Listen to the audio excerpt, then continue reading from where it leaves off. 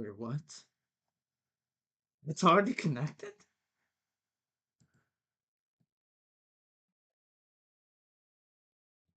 Docs. Alright. Is it the YouTube live control panel? Yeah, there we go. I had to refresh it. That was really weird.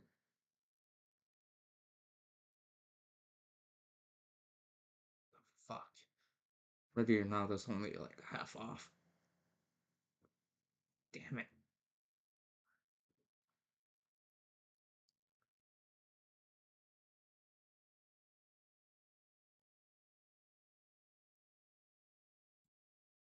I'm too addicted to Truck Simulator. I'll be right back.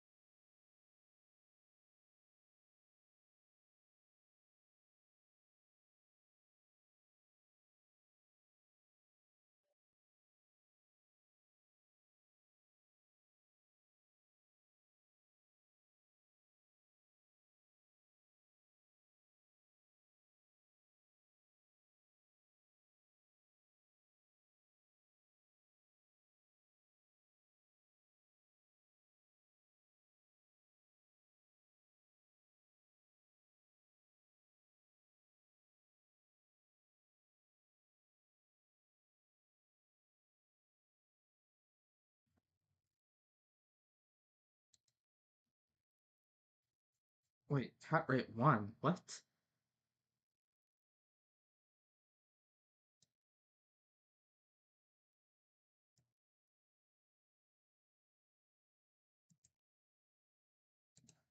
There's no way the chat rate's 1.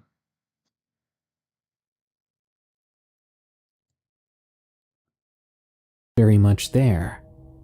I looked, was almost non-existent. I could see as far as my headlights would let me. I would say around 8 to 10 miles behind me is very flat land. As I passed this dark pillar, about a mile later, I saw what appeared to be a rest area. It was very bright up ahead. I remember thinking they must be having a rave. I could make out different color lights. As I was entertaining my thoughts of joining the party, my truck just shut down. Oh no. I struggled to pull to the side of the road. As I was doing so, I noticed the headlights behind me. One by one, they were turning off. And then I noticed the dark pillar in the sky.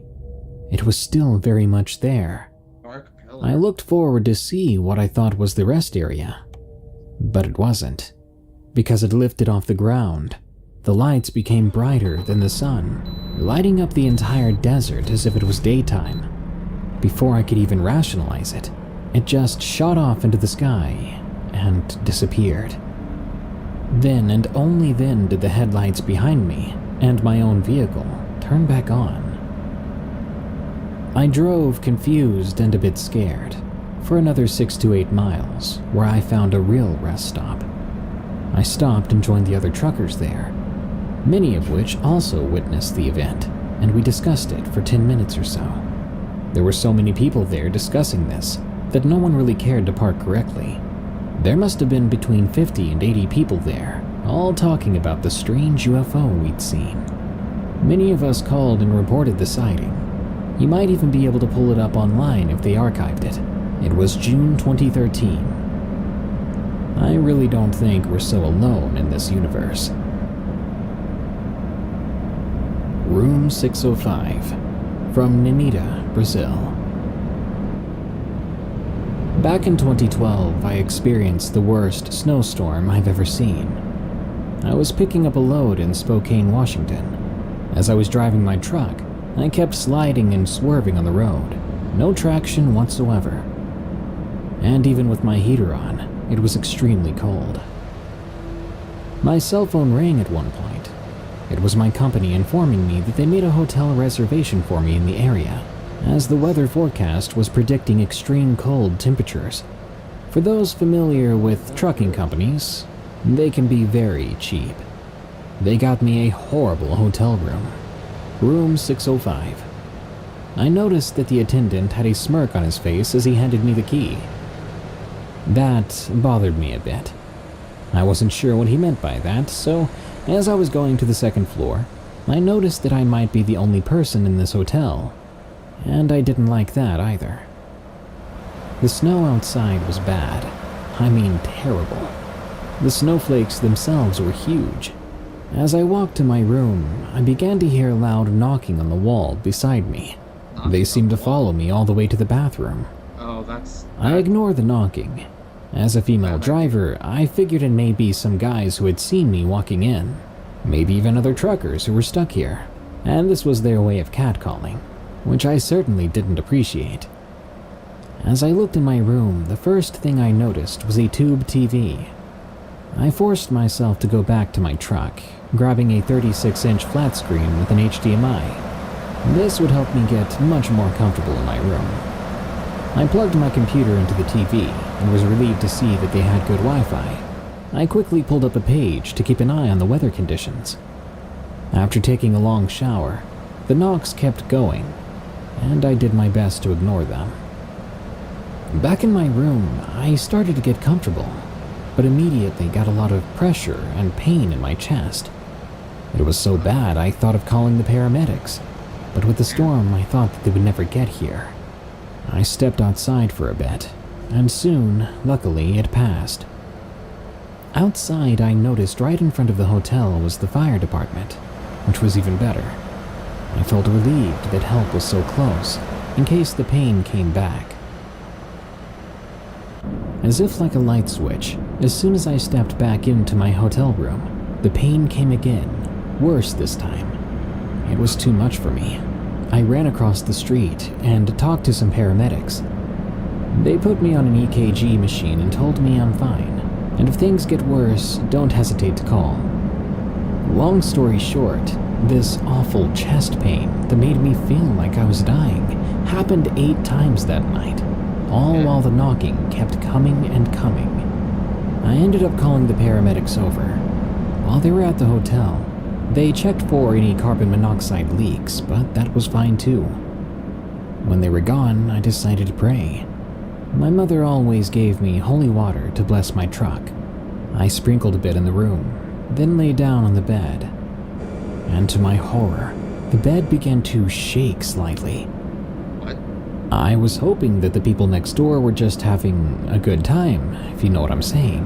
But then the whole bed just slid to the center of the room.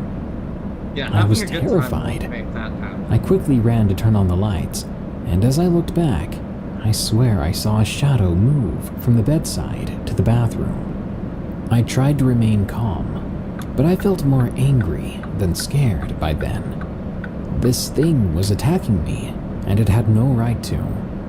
I prayed even harder then, dousing the place with more holy water.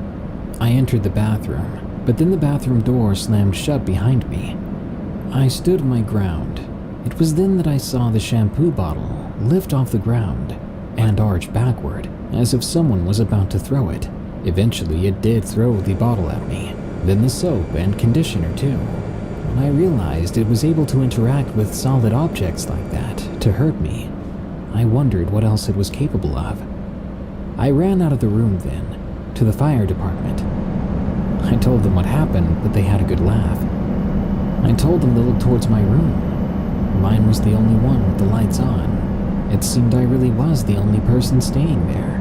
And on my floor, we could make out a shadowy figure standing in the window.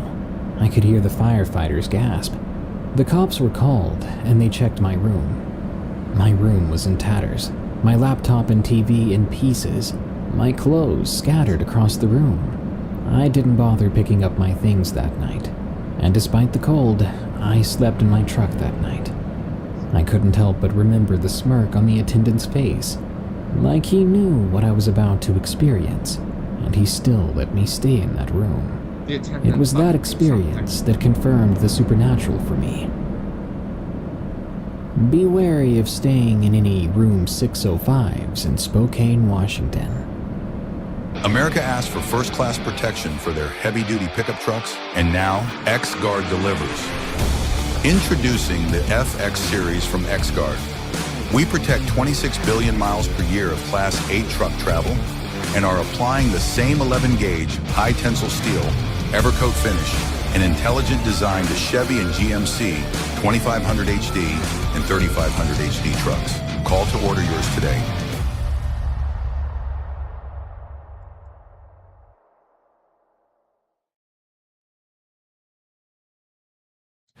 Honey, what is this? Are you cheating on me? Yes!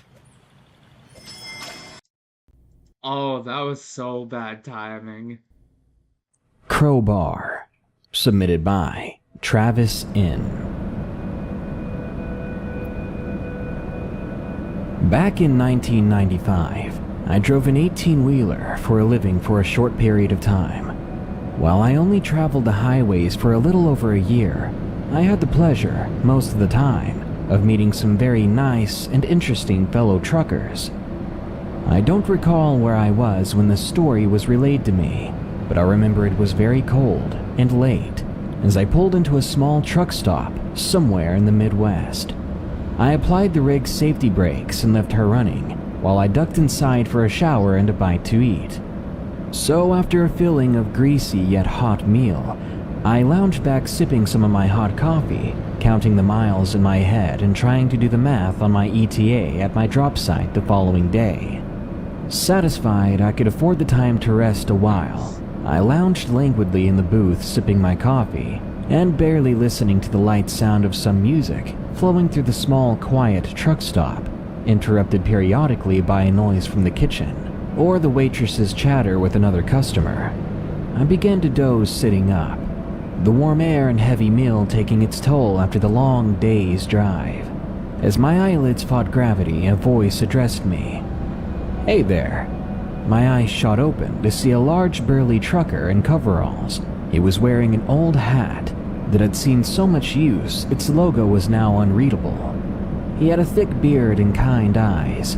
His face had been weathered perhaps by years of being on the road. A true veteran. "Oh, hello. Sorry, I began as he held up a patient hand, indicating he understood, and his face transferred the emotion of being sorry to have disturbed me. No, I understand. But if you don't mind some company, I haven't had a proper conversation with a live person in 3 days." He said it politely, but also his body language and demeanor seemed to leave me an out, if I wasn't up for it. I was. So I motioned for him to settle in as I roused myself from a slumped position, a little happy myself to have a conversation that wasn't on a CB radio. He maneuvered his bulk somewhat awkwardly into the small booth, chuckling about the situation. I myself was no lean, trim athlete, but this guy was big. Not weightlifter big, but a throwback to the 80s wrestler big. In fact, he kind of reminded me of Hillbilly Jim, the wrestler back in the day. In fact, he introduced himself as Jim and shook my hand. As we made small talk, I mostly listened, occasionally telling him where I was from, where I was headed, who I drove. Oh my god, it's Hillbilly Jim. I had to make that joke. For the usual trucker small talk. He told me he was an owner-operator, his own boss, and he drove a flatbed hauling tractor parts at the moment. Then he began to ask me how I was holding up, if I liked my job. Real friendly conversation. Jim was honest, and what you saw is what you got. He seemed very enthused to have someone to talk to. Before we both knew it, an hour had flown by. He started to make a gesture to leave, voicing that he didn't want to overstay his welcome, to which I waved away the comment. Actually, Jim, I'm in no hurry, and you aren't bothering me at all. I was kind of hoping I'd meet someone eventually that I could talk shop with, and get an idea of what to expect out there. Jim smiled, and he seemed genuinely happy to hang out a little longer. He chuckled and mentioned, "I'm kinda glad you said that, 'cause I'm not sure I can get out of this booth at the moment." I laughed at him and took his meaning. It was warm and cozy despite the tight fit. He finished his coffee and casually lifted his mug to the waitress, along with a patient smile. He leaned forward as much as his girth would allow. He snorted and made himself comfortable, then asked, "You want to hear a true story, buddy?" He paused as the waitress filled his cup. I shook my head politely as she looked towards me. As soon as the waitress was satisfied that we were content, she moved on. Jim leaned in on his elbows, hovering his thick gray beard over his steaming mug. "You gotta be careful out there, friend," he began. "You see, a fella like you driving for one of those big companies has too many rules." I raised an eyebrow. "How so?" I mean, yes, he was right, of course. There were way too many rules, most with safety in mind, but I was curious where he was going with this. I had heard of truckers carrying illegal weights on back roads, trying to avoid scales like up in Idaho, where an owner-operator of one's own rig could get paid by the pound. So naturally, there were those that loaded the crap out of their trailers, then rolled on heavy, hoping the DOT didn't pull them over and shut them down with a hefty fine. Then the profit was gone. But Jim wasn't talking about illegal weights or cheating logbooks for extended driving purposes. He paused and looked down as if deciding how to begin. "Well, about 10 years ago, I was hauling box trailers like you are now. I was in the middle of nowhere, Wisconsin." Again, Jim paused, but not for effect. I could tell he was reliving some deep stuff, and I suddenly felt like I was violating his privacy. I felt awkward, but it passed as Jim continued. "So," he began sipping again at the steaming caffeine. "I'm getting tired and it's about 1 or 2 in the morning, so I know it's about time to pull her over and get some shut-eye." Jim went on as I felt my drowsiness dimming. "Well, as fate would have it, I see a sign for a Flying J truck stop. So I pull in and back her up and leave her idle. It was cold as a moose's tits out there, and I wasn't coming back to a freezing truck." He chuckled as we both looked outside at the freezing parking lot. Smiling, I nodded all too well how much I understood that. So I gathered up my stuff and rolled my fat self out of the truck, looking forward to a shower and some chow. He paused briefly. Now, I got my bag slung over my shoulder, and I lower myself to the asphalt and head on in, after locking her up still running, of course. I nodded for him to continue.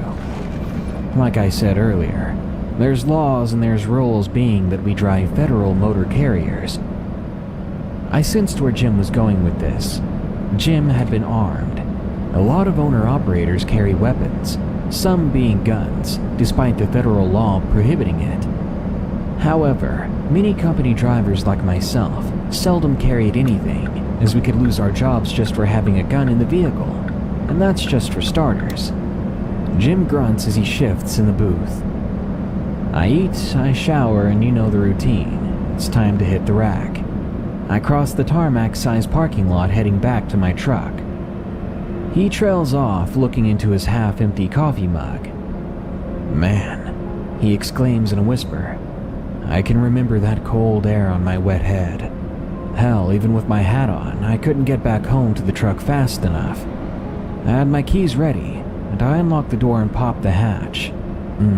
That warm air hit me, and I thought nothing could feel that welcoming. And I was right." Jim looks right into my eyes. I grab the trail, balancing my bag on my shoulder, and hike a foot up to the first runner. And then it happens. Jim makes a comic book-like noise or sound effect. Thwack! Right in the freaking ankle. I mean instant, chilling pain. I immediately drop, or more or less crumple to the ground, stunned from the blow and the fall. My ankle was on fire, and if you've ever taken a shot from anything in that freezing cold, it hurts. It hurts bad. He wasn't kidding, and now I was hooked. Jim continues with his voice now trembling just slightly. I admired his ability to contain himself as he continues as what he tells me horrifies me. I'm trying to pick myself back up, and I look up to see this figure, this shadow crawling out from under my rig. At first, I couldn't tell what I was looking at, and my ankle was numb. It was on fire at the same time. I simply couldn't get up. I just couldn't.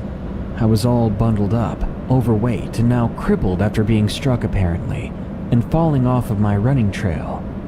Holy hell, I muttered, my guts nodding in anticipation. Hell is right, Jim chided.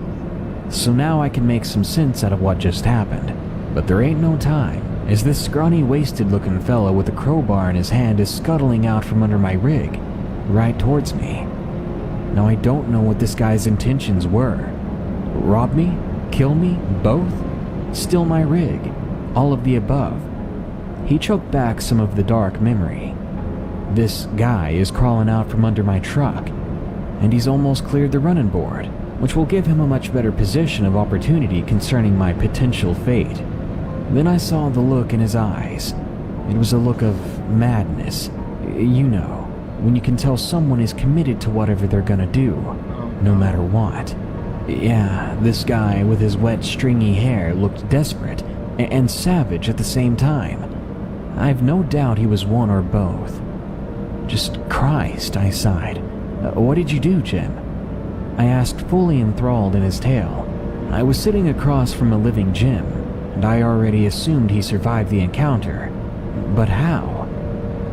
Well, he went on, I pulled out my .357 Magnum from my shower bag. Like I said, laws and rules are for some. I shot him twice in the chest. I was terrified, Jim admitted. Freaking terrified, and in some serious shock. Well, I hit him both times, and needless to say, the encounter was over, just like that. It seemed like it lasted forever, and at the same time just a few seconds. Hell, it don't really matter how long it took, but I finished what he had started. Jim seemed sad. He seemed lost for a second. I sympathized with him and empathized as well. He hated it. He wasn't bragging, and I was right. Jim's eyes watered a second or two, but being the tough trucker he was, he dried up just that quick. He shook his head. I just can't imagine how desperate, or what this guy was thinking. But in the end, it didn't matter. He was gone. Jim went on to tell me the Magnum gunshots alerted the truck stop and the police were called promptly, as well as an ambulance for Jim. The crowbar guy didn't need one. Yep, I spent 3 days in the hospital with my life idling out there in some truck stop, with 2 bullet holes in her. He laughed a little to ease the tension. No, they towed the bastard. Took good care of her for me until I could get around again. But man, that's your home. And well, I killed that stupid guy. I killed that stupid bastard. Jim trailed off with a quizzical look on his face as he quickly reflected back to that night. The table lurched a little as Jim awkwardly shuffled to his feet, throwing a few ones on the table. Be careful out there, kid. Always be aware of your surroundings. All of them, he stressed. That was it. He tipped his hat at me, smiled, and as he lumbered off, I noticed for the first time he had a slight limp in his right leg. The unmarked semi. Hold on. So wait. Was it him the whole time telling the story? I'm so confused.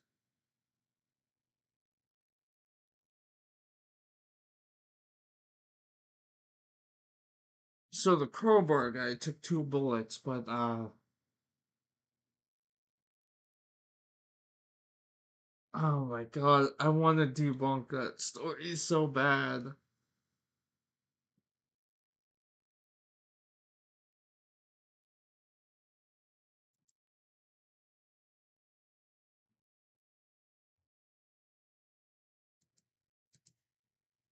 Submitted by Hannah R.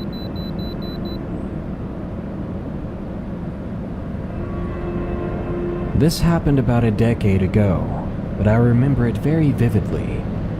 I was 16 years old, and it was May 20th of 2008. My mom and 2 friends and I were on our way over the Cascade Mountain Range to see our favorite band in Seattle. I live in the dead center of Washington State, about 3 hours from Seattle. For those of you who live in the South or other states that don't have mountain passes, basically to get to towns that are on the other side of the mountains, you have to drive up and through the mountains on a highway with an extremely steep incline. And yep, you guessed it, people always speed. They pass when there are no passing lanes, and a lot of fatal car accidents happen on this specific pass we were traveling. There is always a chance something bad is going to happen when driving it. So we started on our journey in the afternoon, and we weren't even to the top of the pass yet, when in the rearview mirror behind us in our lane, my mom spots a few cars going off into the ditches and on the side of the road. They were lucky it wasn't a sheer drop-off at that point of the road. It's only 2-lane traffic, so yeah, whatever was forcing these cars off the road was definitely gaining on us fast. My friends and I were looking back to see what craziness was happening, and we spot it. We relay the information back to my mom, who needs to really focus on driving right about now, and she can't see what's going on behind her. It's a massive semi-truck. It has a huge cabin, light blue, and completely blacked out windows. I mean, you could literally not even see a silhouette from anyone inside. The semi is about 3 cars behind us now. It is literally hauling up this very steep incline. That's pretty much not even possible for semi-trucks to do that. They usually put on their hazards and slow down, then get to the right of this steep hill. As he was gaining on us, he was forcing more and more cars behind us off of the road. He just didn't care. Whoever this was not caring about the safety of anyone else, and we were now very, very scared for our lives. My mom has a Subaru Forester, so we were outrunning him pretty good. Then he was right behind us, so my mom pulled over to the right and slowed down as much as she could, just to let him pass. As he passed, we wanted to take down his plate number and company so that we could call in a very deserved complaint. I kid you not only the trailer of the truck was completely blank, but the doors of the cabin were completely blank as well. They didn't even have any plates, and all that was visible was a giant American flag painted on the front of the grille. That's some scary stuff just remembering it right now. Thankfully, he didn't force us off the road. The other cars were staying really far back from him, but my mom was in shock and really ticked off, so we sped up to pass him and get away from him for good. We didn't want to witness or be behind him when he caused a massive wreck. So pretty fast we got up next to the guy to pass him. At this point it had turned into 2 lanes, so it was safe and legal to pass. We were almost clear of him, but one of my dumb friends literally just flipped him off. That's a genius move, isn't it? Especially when doing it to someone who literally just doesn't care. So we passed him, barely. Then he starts speeding up again to do who knows what to us. So my mom just floors it. At this point we were close to the top of the pass, which levels off and then starts to descend down the other side of the mountain. There's always a pull-off area to the right, so she just floored it into the dirt area as close to the edge of the woods as she could, then slammed on the brakes, all at the same time telling us to get out of the car as fast as possible and to run into the trees. This was serious. The car wasn't even fully stopped yet as we flung those doors open. We left them open and ran into the woods. We ran about 30 yards in, then finally stopped and gathered ourselves. We were so scared to go back to the car because what if he had stopped too? Who knows what's happening at our vehicle? But we had somewhere to be and the clock was ticking. So after a few minutes we went back, and thankfully there was no sign of him and regular traffic was on the road, which was such a sight to see, considering we could have been pancakes just a few seconds before. After we did get back on the road, only a few minutes later, we passed 3 different cars, all of which looked like their rear ends had been crushed. We then called 911. We told them what happened and where the scene was. Then we described the semi-truck to them, and hopefully they would catch this psycho that didn't have any business being behind the wheel of something so big. To this day, we really don't know who was driving that thing or what they had in their trailer, but it couldn't have been anything good. By the look of things, about how they just didn't care about anyone else, that they just wanted to get to their destination faster than possible. I'm sure they were hauling something illegal, or just something scary. Who knows, but it still gives me chills. That blacked out cabin with the American flag. We survived and made it to the concert, and I got attacked in the mosh pit. It was a great night altogether. In the end, all I want to say is to be safe on the roads. I suggest you hold back your road rage and not pick fights with other vehicles. It's difficult sometimes, but you just never know the scary people and unknown things out there. Who knows when you'll flip off the wrong person, only to have them blindside you in your car out of nowhere. Trucker Encounter, submitted by Nick.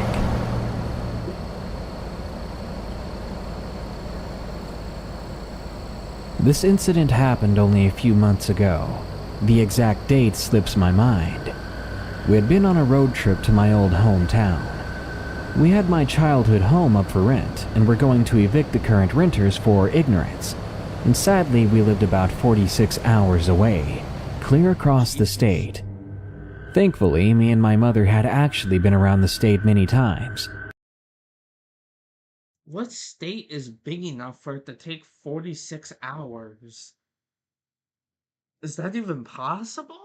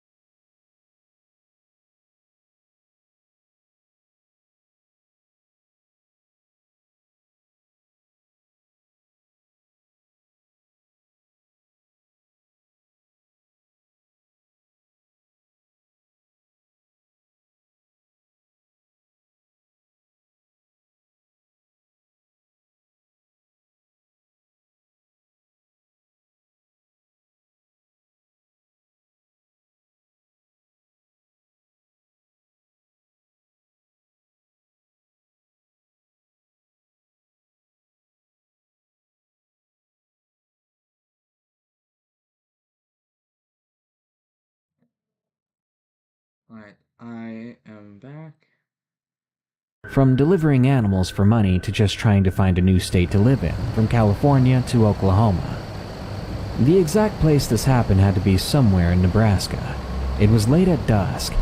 After driving for days and being so close to our destination, it seemed like a breath of fresh air to see a Pilot gas station.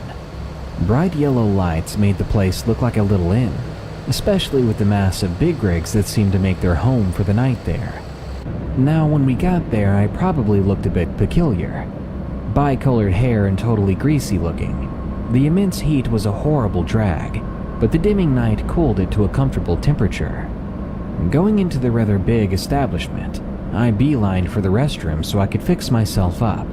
I ran into a big hunk of a driver exiting the open shower rooms. I didn't pay much mind to him. At the time, I was just too concerned with myself. I may have noticed that he took a second look at me if I hadn't been so distracted, but I would later find out after the incident. After caring for myself and getting a drink, I went outside to cool off. We had parked off to the very edge of the big rigs, but I wanted to stretch my legs out, so I decided to walk around the fully shut down and supposedly sleeping big rigs. The majority of the running ones were parked in the back, which I made sure to stay away from, as to not interrupt or be in the way. My mother was content doing her scratch-offs in the truck, so I decided to take my time, knowing it would be a while before we absolutely needed to go. The night air had finally cooled down, and I was lounging down with my Gatorade bottle when that same big rig driver walked by, to which I gave a casual wave, something we do to everyone, even strangers. I didn't feel creeped out then, just a tad bit of anxiety, since I had just run into the guy, but again I ignored him. It wasn't long before I decided to go back to the truck. I moved my way past through the big rigs to reach the truck quicker. As I passed through the first 2 rows of trucks, I suddenly heard a gruff cough, just to see the same guy somewhat blocking my path. I slowed down, and I felt a tad eerie, as how much of a coincidence would it have to be to see the same guy where I'm at 3 times in a row. Right as I'm about to walk past him, the guy grabs my arm. I stiffened up and turned to him, obviously nervous and a bit irritated. I remember saying, "Excuse me, what are you doing?" I've personally heard enough trucker murderer stories to know to be freaked out at that point, so assuming I was in danger, I made sure to tell him of my mother waiting and such. But this mountain of a man seemed to not be fazed whatsoever. He smelled of oil and sweat. I jerked my arm away and moved back, hearing him speak now. "Aw, now come on. Don't you want to see the inside of my rig?" I shook my head no, and went to turn around. Oh, hell no. Hell no. I would say, nope, I'm good, and dip the fuck out of there. The fucking innuendo, just nope, nope, nope, nope.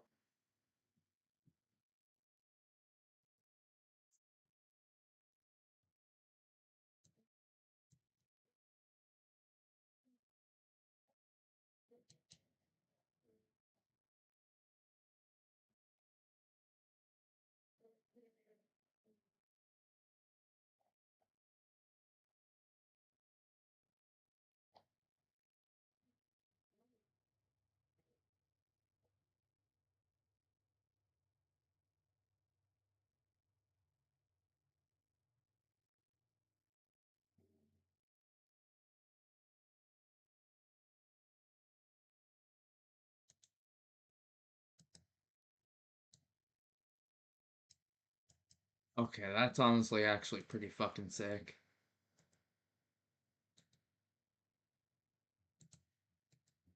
Around and pull away, only to be grabbed again, and at this point I was getting terrified and pissed. Now that I look back on it, screaming would have been a great option, but I was so angry and horrified, it slipped my mind entirely. I turned to him and said in my most sarcastic voice, "I'm sure your rig is beautiful, but I need to get back." Before I could finish, he interrupted me.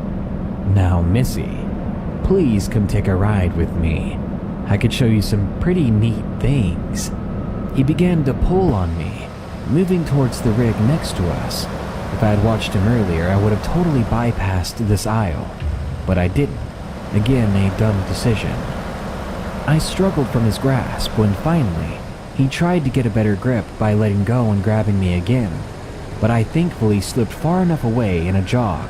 I took a deep breath and I ran toward the truck. Back in the truck, I pondered the incident as a flood of rigs went by. I assumed he was in one of them. Considering what he'd just done, he was probably making his getaway, watching me from his cab. I ended up not telling my mother until after we made it home. The moral of the story here is to pay attention to those who surround you. Don't walk around alone with no protection in the middle of nowhere at some gas station.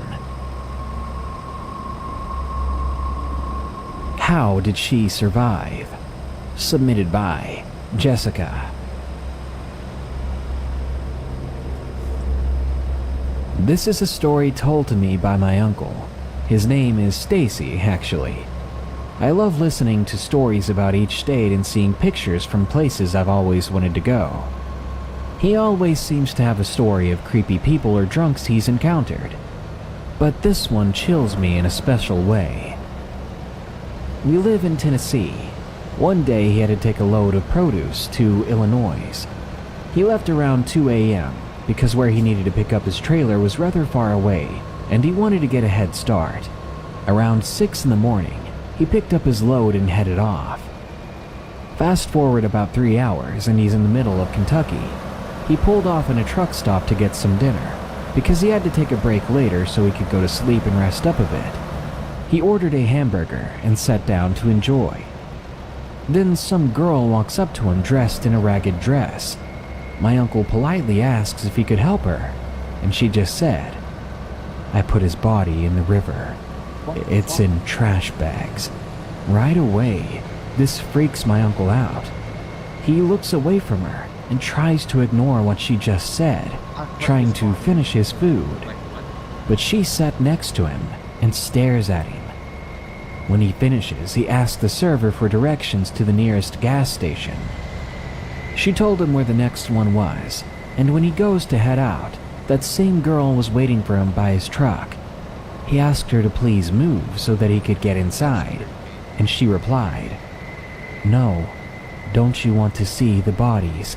They're just across the hill in the river. They've been there for about a week. Why doesn't anyone want to see them? They have the same horror on their faces as when I slit their throats." Now my uncle just pushes her out of the way, then crawled into his truck and locked the doors. He figured it was probably a prank, and decides to go to the gas station for a bottle of water. He stops off at a 7-Eleven and got a 6-pack of water. But that same girl was still outside his truck, which shouldn't have been possible in that time frame. He was ready to finish and go home, so he tells the girl to get the hell out of the way, to just leave him alone. He says this time he noticed her eyes.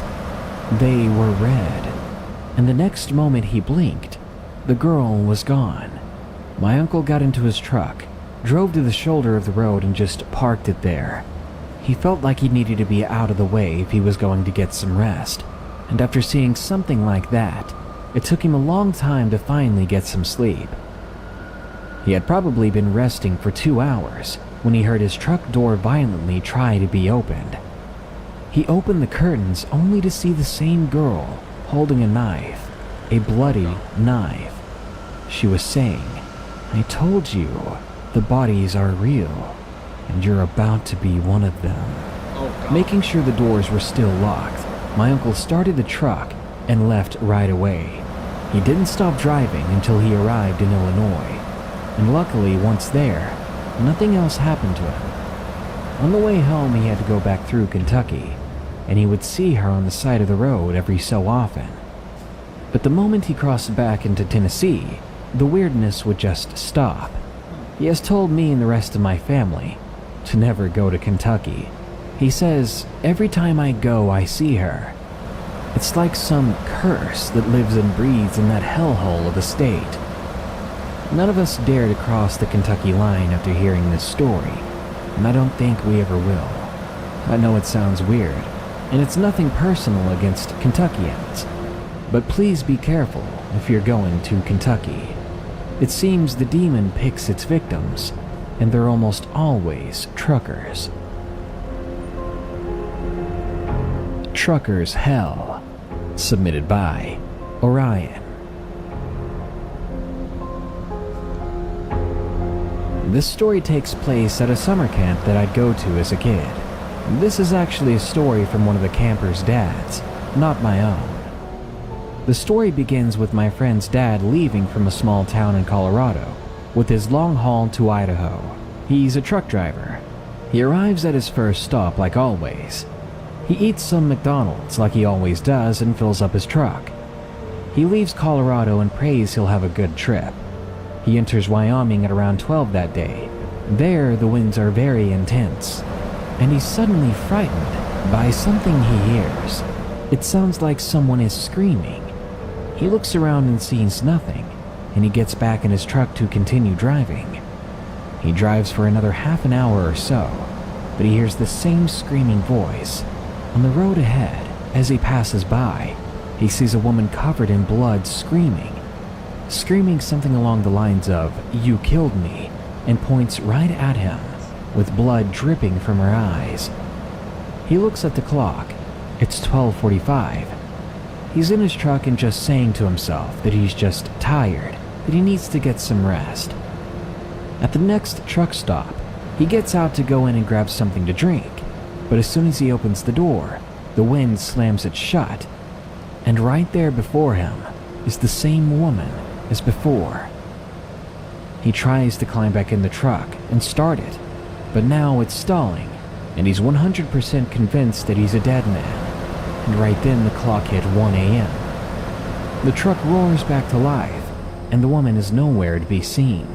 He hauls himself out of there. The rest of his trip to and from his destination goes fine. When he gets back to Colorado, he says he quits his job to his boss. The job was just too stressful and kept him away from the people he loved. He gets married to his girlfriend at the time a year later, and they begin to have a family together.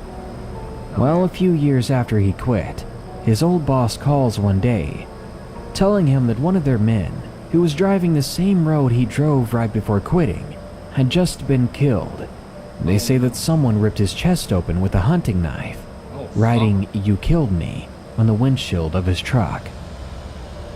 My friend's dad was 24 when this happened, and he told his son to never stay out past midnight because that's when the demons come out, and they're always looking for a victim. Let's start the bidding at 5. Robinhood Gold members get an IR. These are some good stories. Genuinely. Like, I'm genuinely invested.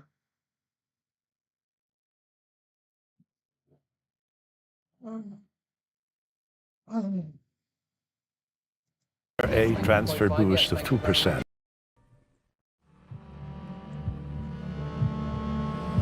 The Man at the Truck Stop by Midnight Follower. When I was 16 years old, I lived in a fairly small town. So small, in fact, you could easily walk from one end of the town to another within 30 or 40 minutes. Nice. There wasn't much to do on a Saturday night there during the hot summer, and when a close friend of mine called to say a few bands were playing, I jumped at the chance to do something. I quickly got ready and walked to meet her at a gas station across town for some fine truck stop food before the show. During the walk, I had my headphones in, but I couldn't shake the feeling of being watched. I would stop to look around, but no one was there. Once I reached the truck stop, my friend Maggie was already waiting inside. I went inside and told her about the weird feeling I had as we grabbed soda, chips, and hot dogs. As we were grabbing those hot dogs, there was a man standing next to the machine. He was extremely tall and was wearing a hoodie. It struck me as odd. It was summer and an extremely hot one that year. He smiled at us and asked, "What are you two doing tonight?" "You know, whatever we can around here," Maggie replied. The man said, What?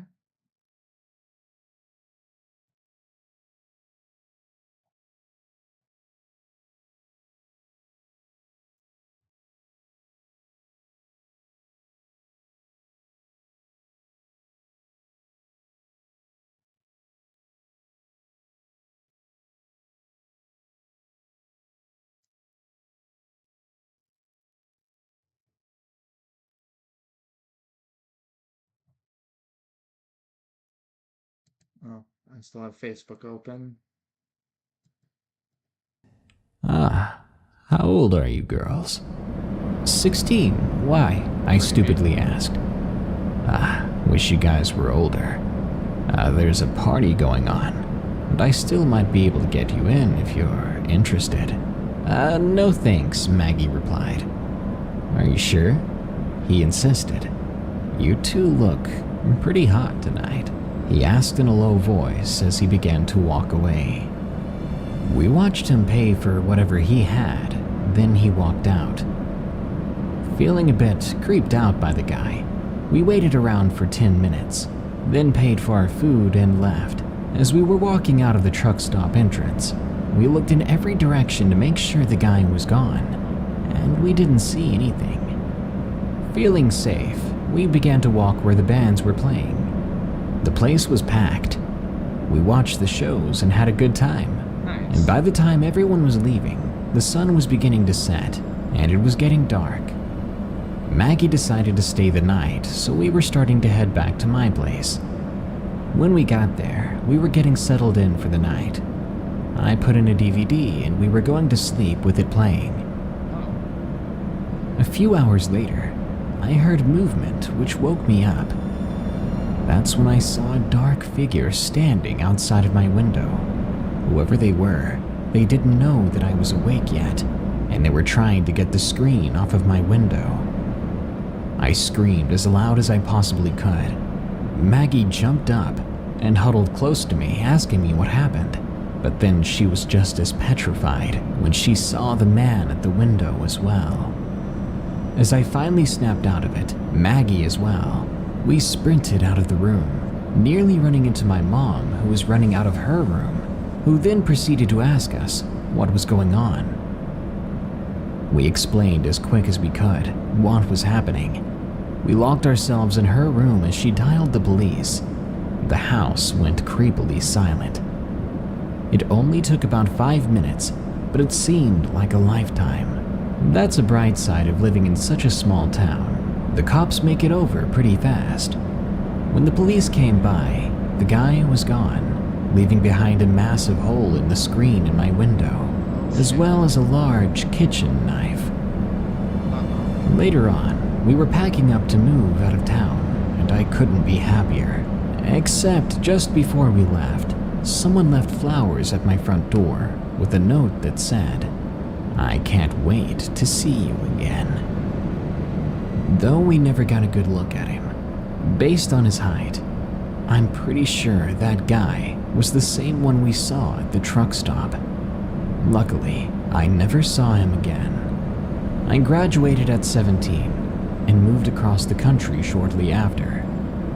Even though it was about 15 years ago, I still find myself locking my doors and windows every night. And to the man at my window, I never want to see you again.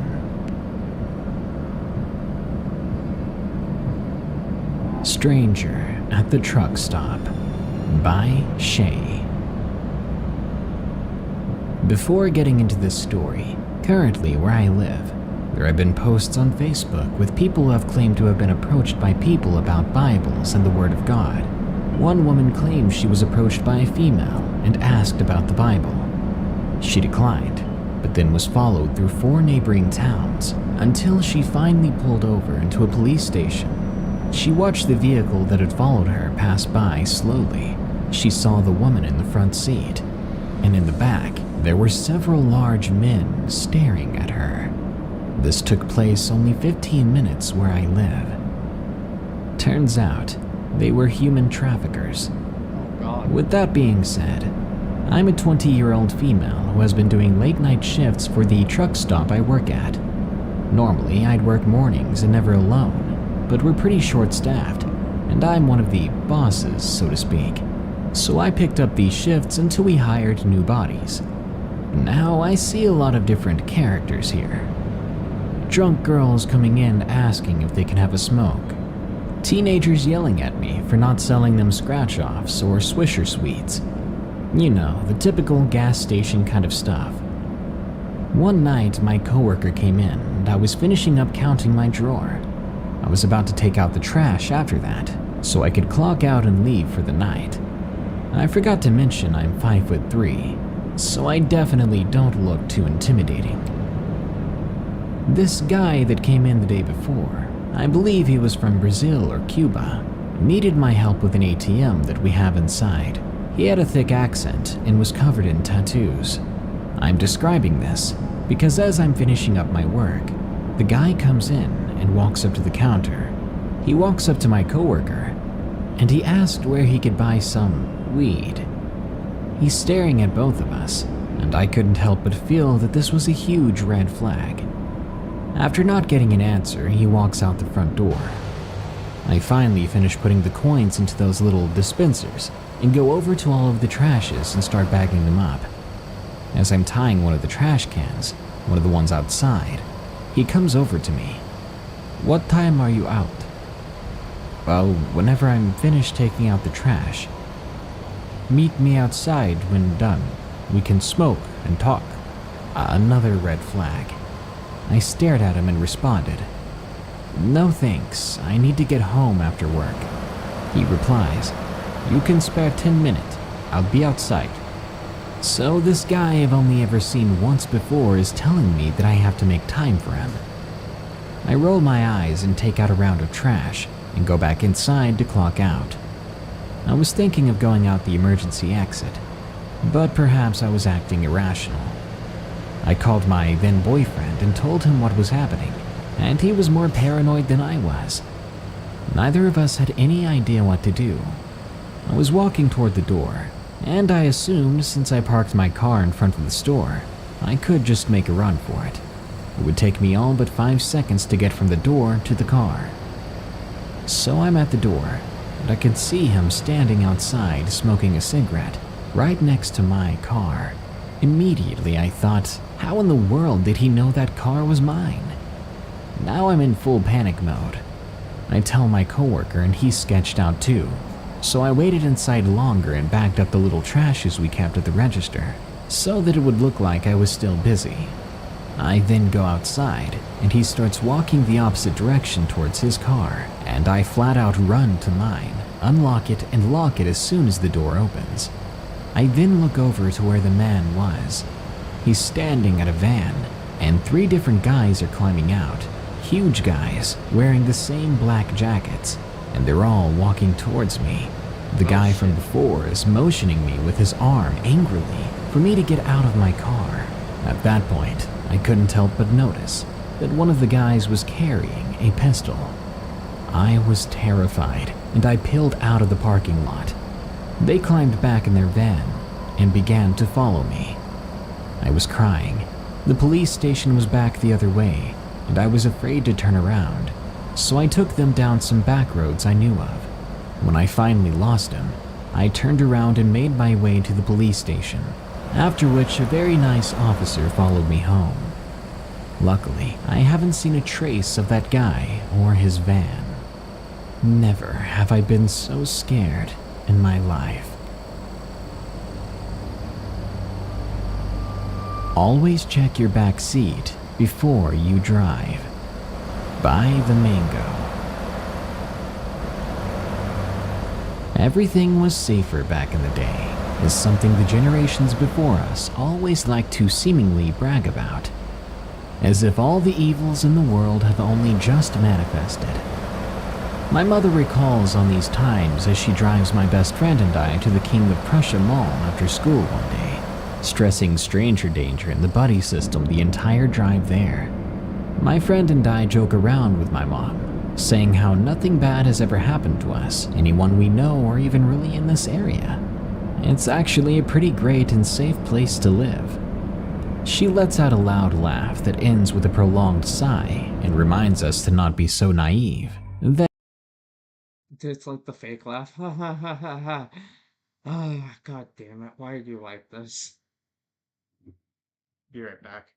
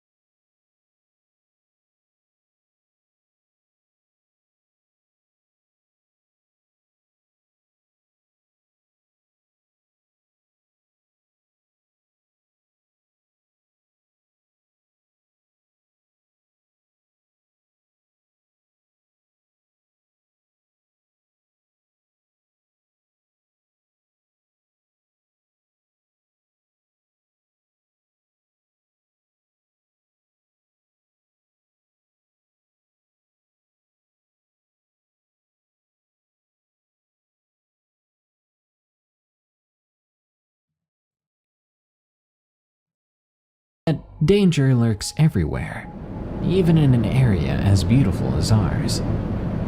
Girls, she stared at me with an all too serious look in her eyes. You don't know this, but a man tried to take my friend's life in Valley Forge. What? When? I wondered.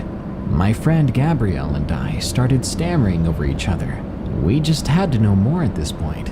We were both a bit dark, not to mention our houses are literally on the border of the park itself.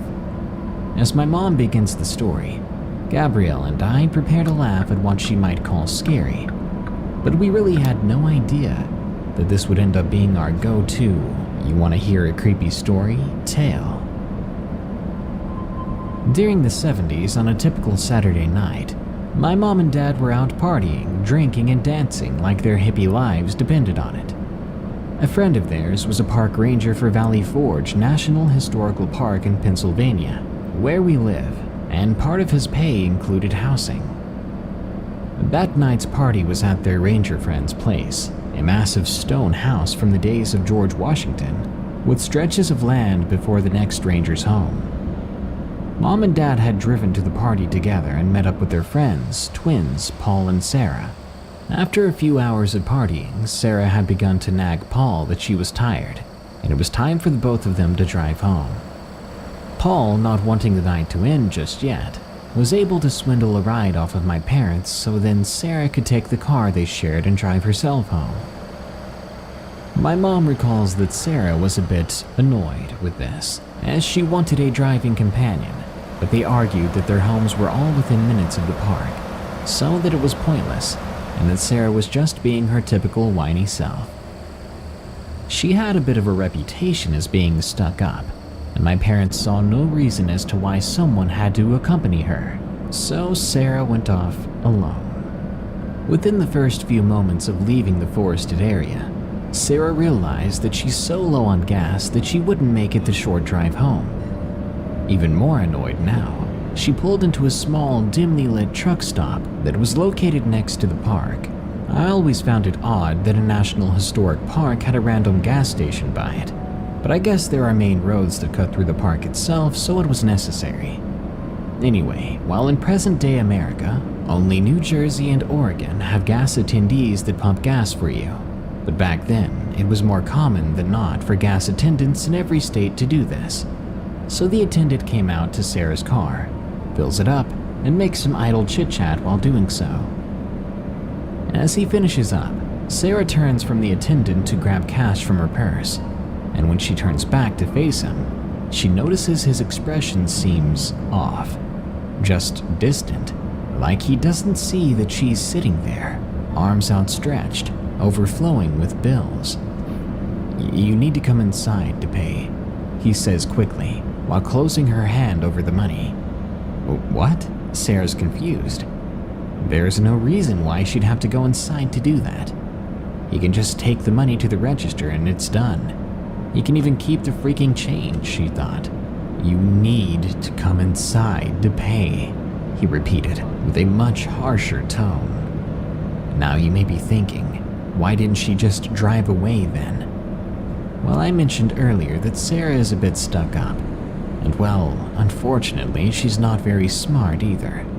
She had a follower type of personality that got her into a lot of trouble all throughout her life.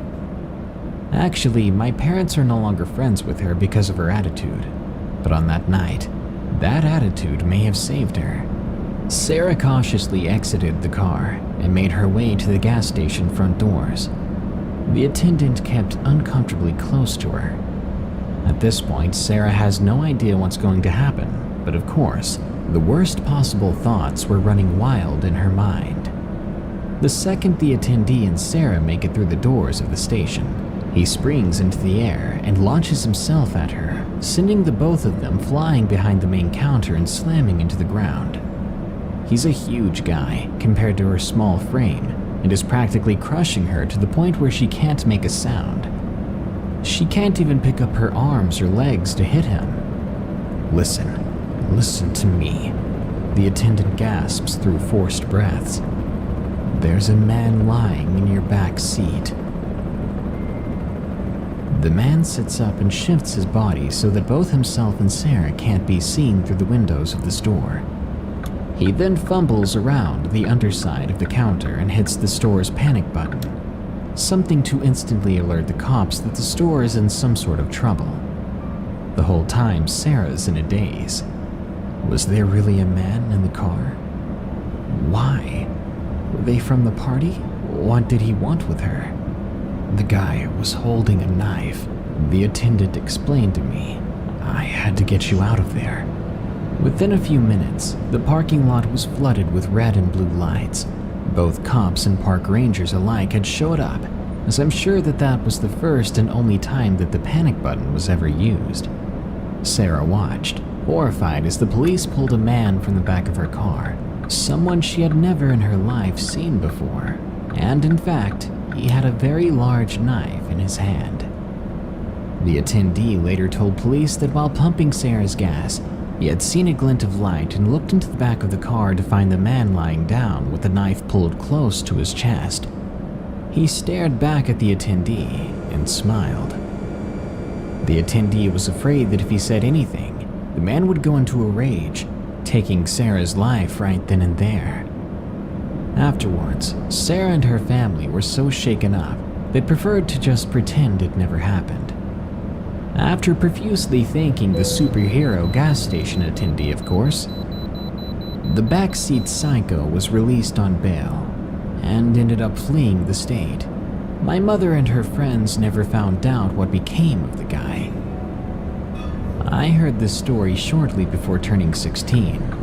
For a year or so, while being a new driver, I always checked my back seats before getting into my car. It petrified me. I'm 24 now, and I get very uneasy remembering this, especially when I'm on the road. You might think this story sounds familiar to an urban legend, but all legends arise from some sort of truth. So remember, don't get in your car until you've checked the back seat. Summertime Stalking by Michelle.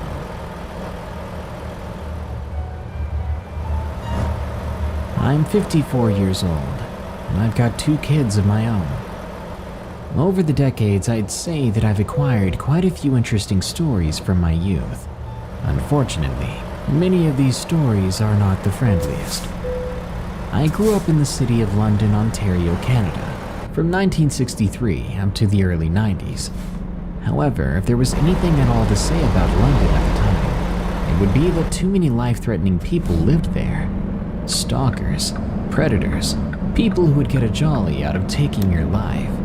It was a dangerous place, and it was wise to not get too friendly with anyone. Living in a city like that all your life, you're bound to come across 1 or 2 of them.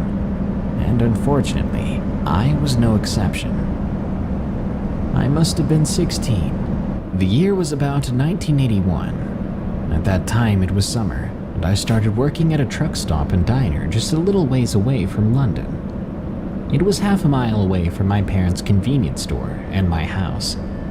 It was a lovely little establishment, as there were home-cooked meals served every day, and my boss was a wonderful lady who worked her butt off, although her husband was an absolute abusive knobhead. There were about 6 or 7 of us working there at the time. For a while there, I enjoyed the job. The boss and coworkers were very kind to me. The people who came in to eat seemed to enjoy the service as well, and my parents would often come by to order from me. I only worked at the place for about a week or 2. I actually quit, due to a boy the same age as me named Elliot. Elliot was a relatively attractive guy. Tall, blonde hair, blue eyes. Honestly, Disney Prince material, if he wasn't such a huge nutcase. But I didn't know that until it was too late. He worked in the truck and bar area of the building. Out of the whole time I worked there, I only talked to him once, and I mean an actual conversation. And I suppose that was all the time he needed to figure out that I was his brand new obsession, which opened up a can of worms that were endlessly dumped on my head for the next 3 years. Damn. You see, during our conversation, it was as if he went into a trance-like state, he started going off about war and morbid topics in the area. And if I'm being completely honest, that was more than enough to convince me to stay away from the guy.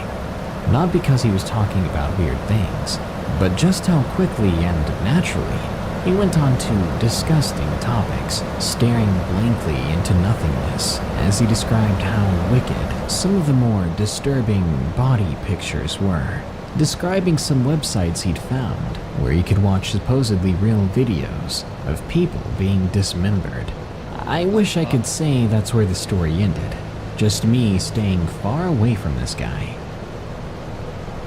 Like most jobs, phone numbers of each one of the staff members were posted on the wall inside the staff room, in case someone needed a shift covered. I guess before I quit, Elliot wrote down my phone number. I say this because before I quit, I began to get strange phone calls from who I assumed at the time was him. Back in the 80s, you couldn't track phone calls since they were landline phones. I was pretty much screwed, and I wasn't even sure if this was something I could tell the cops about. The things he would say on the phone to me are what I can only describe as disturbing. They made my skin crawl. It didn't help that I would get a phone call every time I'd seen him earlier in the day. Even if I may not remember every call word for word, I can certainly remember the way the phone calls would start out. Nearly each one would start out with a man's heavy breathing. Now imagine being home alone, just relaxing after coming back from a day of shopping and picking up a ringing phone, only to hear some deep and heavy breathing. When I was a teenage girl, it was fair to say that it scared me half to death. One of the first instances where it got really creepy was when I was out playing bingo with my folks and a friend of mine. At the time, I was still working at the truck stop. My sister's daughter, who I grew up with, was working in my parents' shop that night, and I had told her if anyone called and asked for me, just tell them that I was out, that I'd be back later to get back to them. Our game of bingo went on normally as bingo in a city full of criminals, alcoholics, and farmers could go. My dad was talking about how stupid bingo was, and my mom didn't really care and just wanted to enjoy herself. My friend and I were holding back the urge to yell back at my dad for yelling at bingo, and believe it or not, we were having a great time. That was my family for you. As fun as it was, on the drive home, it was unavoidable that we'd have to drive past the area where Elliot lived. I just continued watching our surroundings when, out of nowhere, Elliot appeared on his bike and acted as if he was going to head-on collide with us. All of us knew he was a strange guy, but I did not expect him to endanger himself like that. When we got home, my niece explained that Elliot had called a dozen times, wanting to talk to me, which I now realize Elliot was riding his bike after having stopped at my house. Long after I quit working at the diner, I was working with one of my friends at a kiosk restaurant in a Walmart that day. One of my coworkers spotted a man hiding in the racks of the ladies' clothing department, which was right across from us. My coworker said, "That guy's been staring over here for quite some time now." I was skeptical and a little bit freaked out. I had no clue what she was talking about until I turned to see Elliot himself hiding in the clothing racks of the ladies' wear. I felt straight up like puking.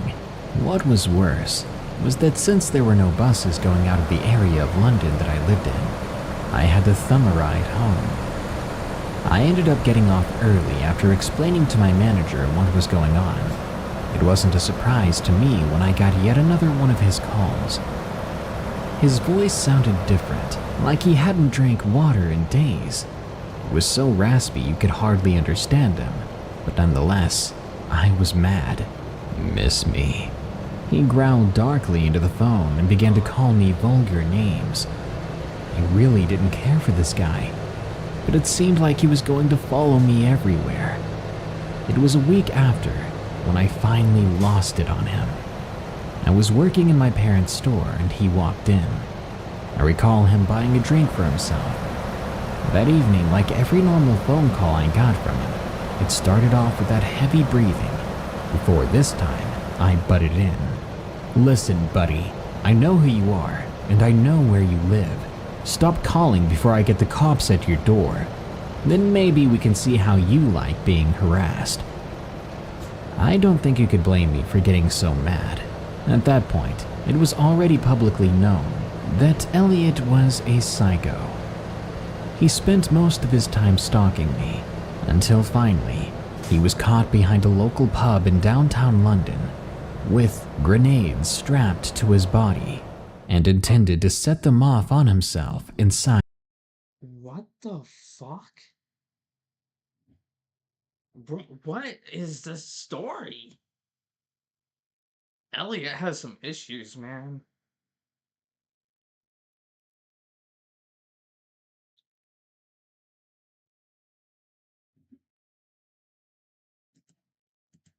The pub. Eventually, after he was released for that, he began to shoot up a bunch of low-rent townhouses in the area, aiming to take anyone down with him.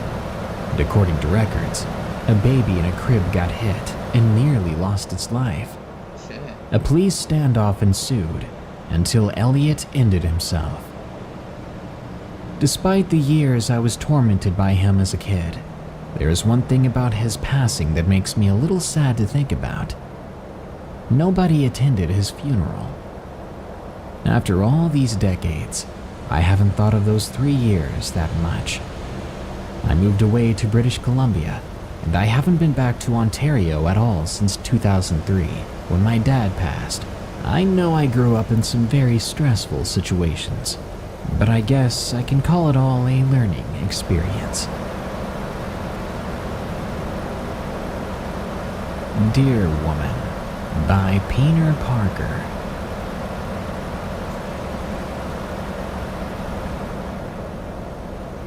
I worked at a truck stop diner for about 5 years, and I've seen and heard a lot of weird things. I guess that's what happens when you work around a lot of truckers. They tend to get lonely and want to talk a lot, and end up sharing a lot of their stories. But oddly enough, at our location, one of the most common stories I heard was about the Deer Woman. Bizarre, right? It's exactly what it sounds like. These truckers all had very similar experiences. They'd be driving on the road. They were getting extremely tired and waiting for a truck stop when they'd see an extremely attractive woman on the side of the road. She'd look the same in every case. Medium length, well-kept black hair and light sky blue eyes, the kind of eyes you could see in the night. She would appear to be hitchhiking, give them a smile as they were about to pass by. She would wave at them, but the last thing they felt compelled to do was to stop.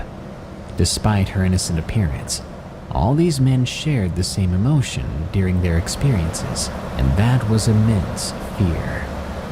Now, some of the guys I talked to didn't look back, but one of them did.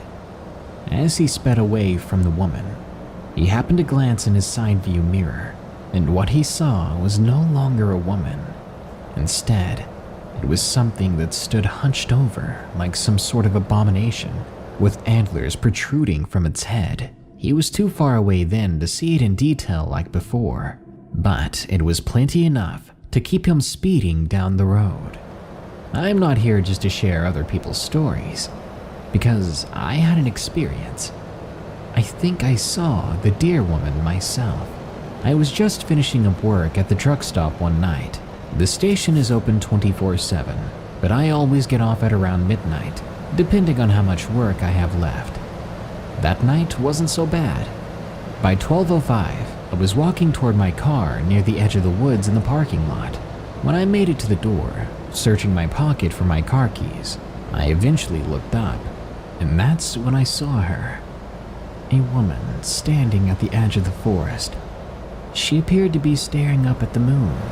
I was startled at first because I wasn't expecting to see anyone, but then I spoke up. "Do you need some help, miss?" I asked nervously. She didn't look over at me. Instead, she turned to face the woods and walked into them. And as her lower body came into view, which had been intersecting the top of my car from that perspective, I couldn't breathe. Her legs were deer-like. I couldn't believe what I was looking at. As soon as she disappeared into the woods, I climbed into my car and I drove home. Instead of going to bed like I usually did, I spent a few hours watching TV, trying to clear my mind. I never saw her again. Yet, after that, I hoped I did. Part of me did not believe that what I saw was real, and I needed to prove it to myself. Yet, I never could. So let me say this. If you ever find yourself at a truck stop on an old lonely highway in Nevada, keep your eyes on the road, even if you feel eyes on you from nowhere. The Silverado Trail Boss.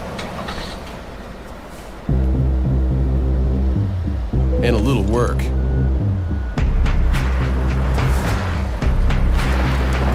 And a little play. And a truck that says no to nothing. And Chevrolet. It's Chevy.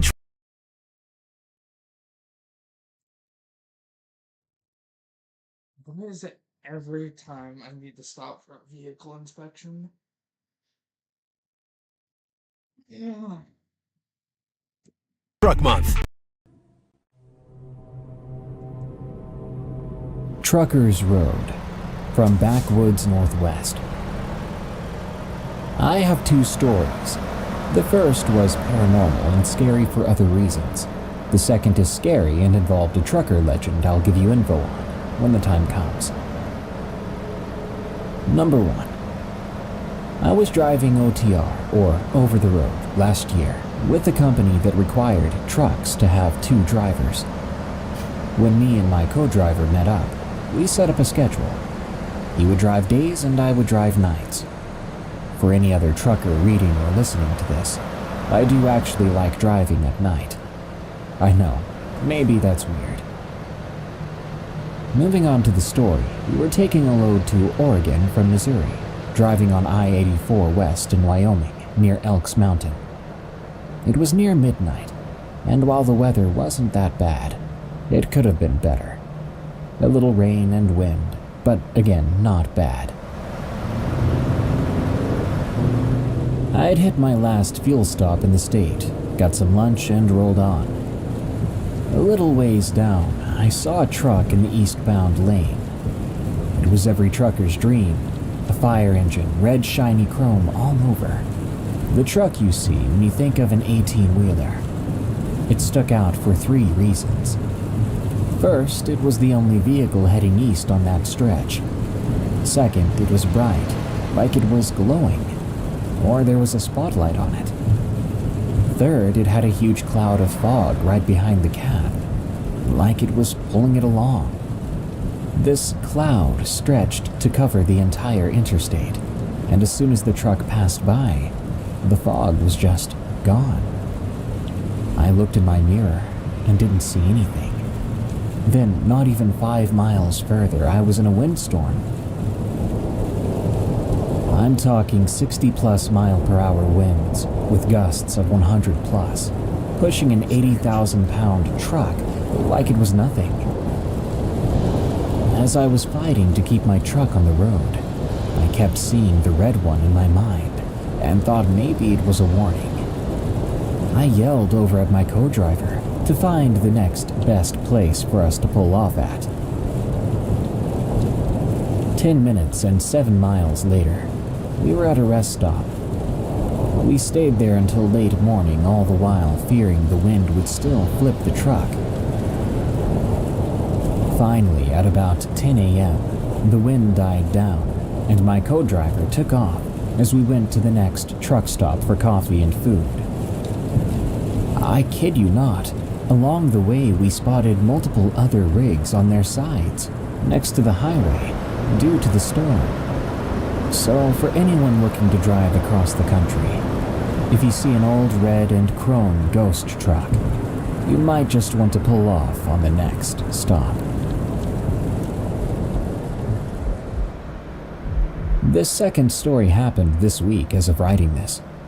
It also happened on I-84, but in Oregon. The event was when I saw the black dog. Now, some info on the Black Dog. It's a trucker legend. Oh. If you're running yourself into the ground by falsifying your logs or working a second job or something like that, then you'll see the Black Dog up to 3 times, from what I found out. It's said you see him if you end up falling asleep on the road. It's an omen that a fatal crash is on the way if you don't get off the road. The first time you see it somewhere, it's a warning to change something or stop. The second time, it makes you stop, putting an obstacle in your way or somehow sabotaging your truck to make you come to a stop in a relatively safe manner. The third time you see it, if you can bypass the obstacles or repair your truck and keep pushing on, will be a crash or fatal accident, killing you in some way or another. Now here's my experience. I was driving on I-84 in Oregon, talking to my wife via headset. That's when I saw it. I couldn't make out its features because it was a black smoke cloud running across the road. But the cloud was in the shape of a dog, large enough to stand above the roof of the car in front of me. My immediate reaction was, crap, as a chill ran down my spine and I got a bad gut feeling. My wife heard my reaction and my tone change. I told her I saw the Black Dog. She instantly knew what I was talking about, and being more superstitious than me, she asked how many times I'd seen it. I told her once, then slowed down and turned my radio off. I began to watch out for another. Luckily, nothing came so far, but further down the road, I did see a trooper with lights and sirens going back the way I came, followed by an ambulance. And I began to believe that that dog was not meant for me that day. Trucking has its dangers. From Matthew 64. I've been a trucker almost my whole life.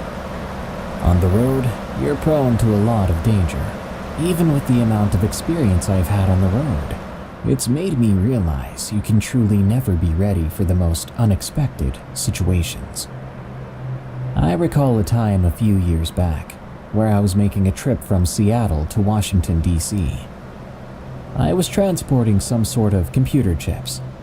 The trip was around 3,000 miles, and I knew I was in for a ride.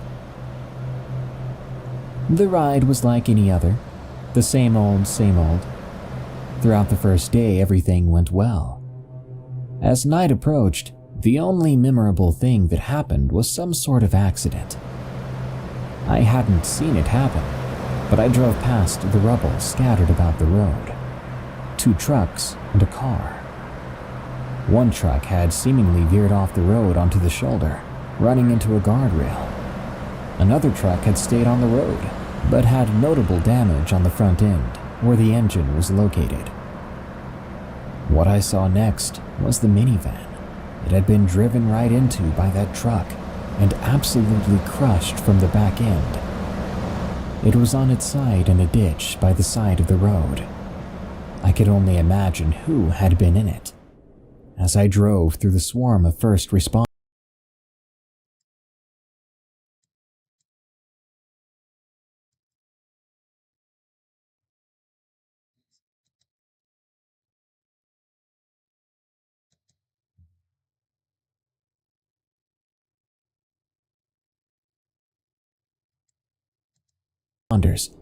I saw people being airlifted, while others had tarps put over them. It was a tragedy, one that I don't intend to get very descriptive with. At this point in time, I had become desensitized to the vision of fatal accidents. I had seen my fair share on the road, and did not look twice as I passed this one. It had begun to get darker at this point, as the night environment settled in. I had no trouble staying awake, but I couldn't brush off this odd feeling I had. That minivan had kept appearing in my mind. I didn't normally have difficulty forgetting about these sort of incidents, but my brain kept involuntarily envisioning what had happened when the truck had driven right into the back of that minivan. I could not shake this sense of sorrow that had come upon me. A recurring thought kept intruding inside my head. In that fuel station. Were there children in the back of that minivan? Probably. I guess I'd never witnessed anything with a child potentially getting hurt before, so this was a new experience for me. I continued the drive, doing my best to not give any attention to these thoughts. Fast forward about an hour after this, and I'd gotten off at my exit, continuing down a more isolated road. With it being nighttime, the only forms of transportation I saw was the occasional fellow trucker. At some point, when I'd been on the road with no other vehicles in sight, I saw something straight ahead on the road. I made them out to be silhouettes. As I came closer, they appeared to be two children, their expressionless faces searching deep into my brain. I began to get chills as my head had suddenly become flooded with emotion. The image of that minivan started to surge back into my mind. Every detail of its damage came to me, the blood, the viscera from which lay about the road, along with the rubble, had infested my thoughts. The visions and emotions I held continued to grow worse. Then, it suddenly ceased. As fast as it came over me, it had left. How unexplainable it was that in that brief moment of time I'd felt so much. Along with my thoughts, the two children had vanished into thin air, leaving the road once again deserted. I was shaken. I couldn't comprehend what had just happened. Not even a minute later, I knew I'd be sleeping that night rather than driving. I would just have to pick up where I left off once I woke up in the morning. I went to a truck stop and I called it a night. But the dream I had that night was extremely vivid. I found myself in a hospital. A child had been admitted into the emergency room, visibly in critical condition. I had only seen one child and questioned where the other one had been. And then it hit me. They didn't make it after the initial impact. As I continued to look on as the doctors crowded around the child, the same intensified emotions swept upon me, and as soon as that happened, I woke up. It was morning. I realized I needed to get back on my route. The day went by fine. Nothing ever happened again with my thoughts or sudden intensified emotions. It's been years since this experience, and I've never had anything quite like that happen since. I still have no idea what took place during that drive, and I've kept it to myself all these years. I figured this would be a good place to share it, if any. The one takeaway from this experience that I've realized is to always be cautious. Don't drive under the influence.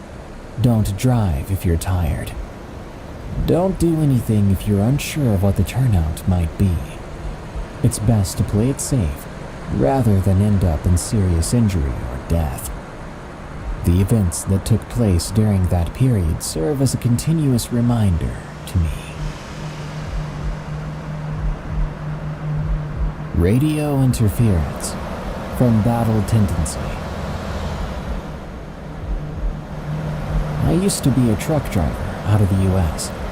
I worked for a company that was hired by all sorts of people to drive shipments between states, or sometimes across the southern border. I had that job for a long time, and 5 years or so in, nothing out of the ordinary happened to me. The scariest thing was probably when some guy at a truck stop retold Phantom 309 like it was his own story, before the waitress gave him heck for it. That all changed in the story I'm about to tell you. It was early July, I believe. Late into the evening and the sun was almost set, but I still had good light, since it was summertime. I planned to put in another couple 100 miles before I pulled over for the night. I was driving down the road, blasting the FM radio as Carry On Wayward Son was playing. Oh my god, yes. I remember it being right around the chorus when the signal began to get iffy. Carry on my... And then radio static starts. Bro. I swear the supernatural is somehow seeping into my life.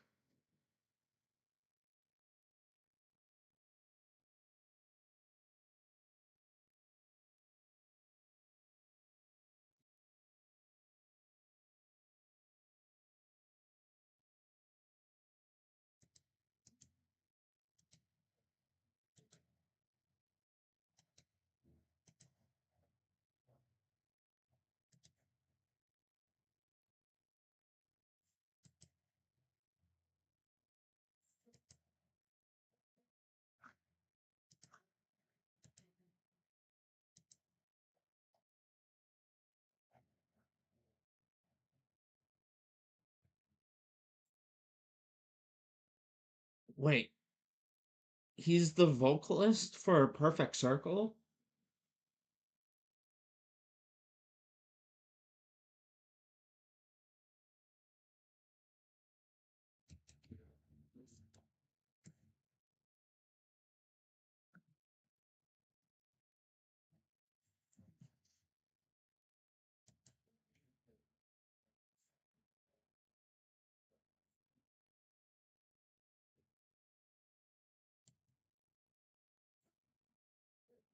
Oh, yeah, this... Okay, he's good. Even though the ground was nice and flat, the radio started cutting in and out. The lyrics would dissipate into static for a few seconds before snapping back in. It continued to get worse as I drove. Thinking that it was a range issue, I started messing with the radio dial. I turned it a few notches, landing it on 88.9. When I did, though, it was all static. No music whatsoever, even though I knew for a fact there was a station on that band earlier. So I swapped back down to the rock station I was on before. Annoyed, I realized that it was just noise too. I gave the dash a bang with my hand, trying to get it to work itself out, but nothing changed. Out of frustration, I cranked the dial all the way to the right, capping it at the highest frequency my receiver could pick up. Then I noticed the static was gone. I relaxed, knowing my radio was picking up something. Oddly enough, even though there was no static, there was also nothing playing either. I checked the volume on it. It was at its normal level. I think then I figured my radio was busted, and I let it stay on, hoping it would magically kick back in eventually. Another 10 minutes went by. The sky had gotten a little darker, but my rig lights gave me all the visibility I needed. I was just getting used to the hum of the engine when, without warning, a sound sputtered out of my radio. It only lasted for a second, a single long tone. The best way I could describe it would be the noise an old-fashioned television plays when it can't find a channel. When it ended, I checked my radio again. Since I knew the receiver had to have picked up that sound from somewhere, I let it keep playing, mostly out of curiosity. Within 30 seconds, the radio made another sound, like the tone from before, but a lower pitch. It lasted for the same amount of time. I was unnerved as it kept playing. As time went on, the gap between the sounds lessened.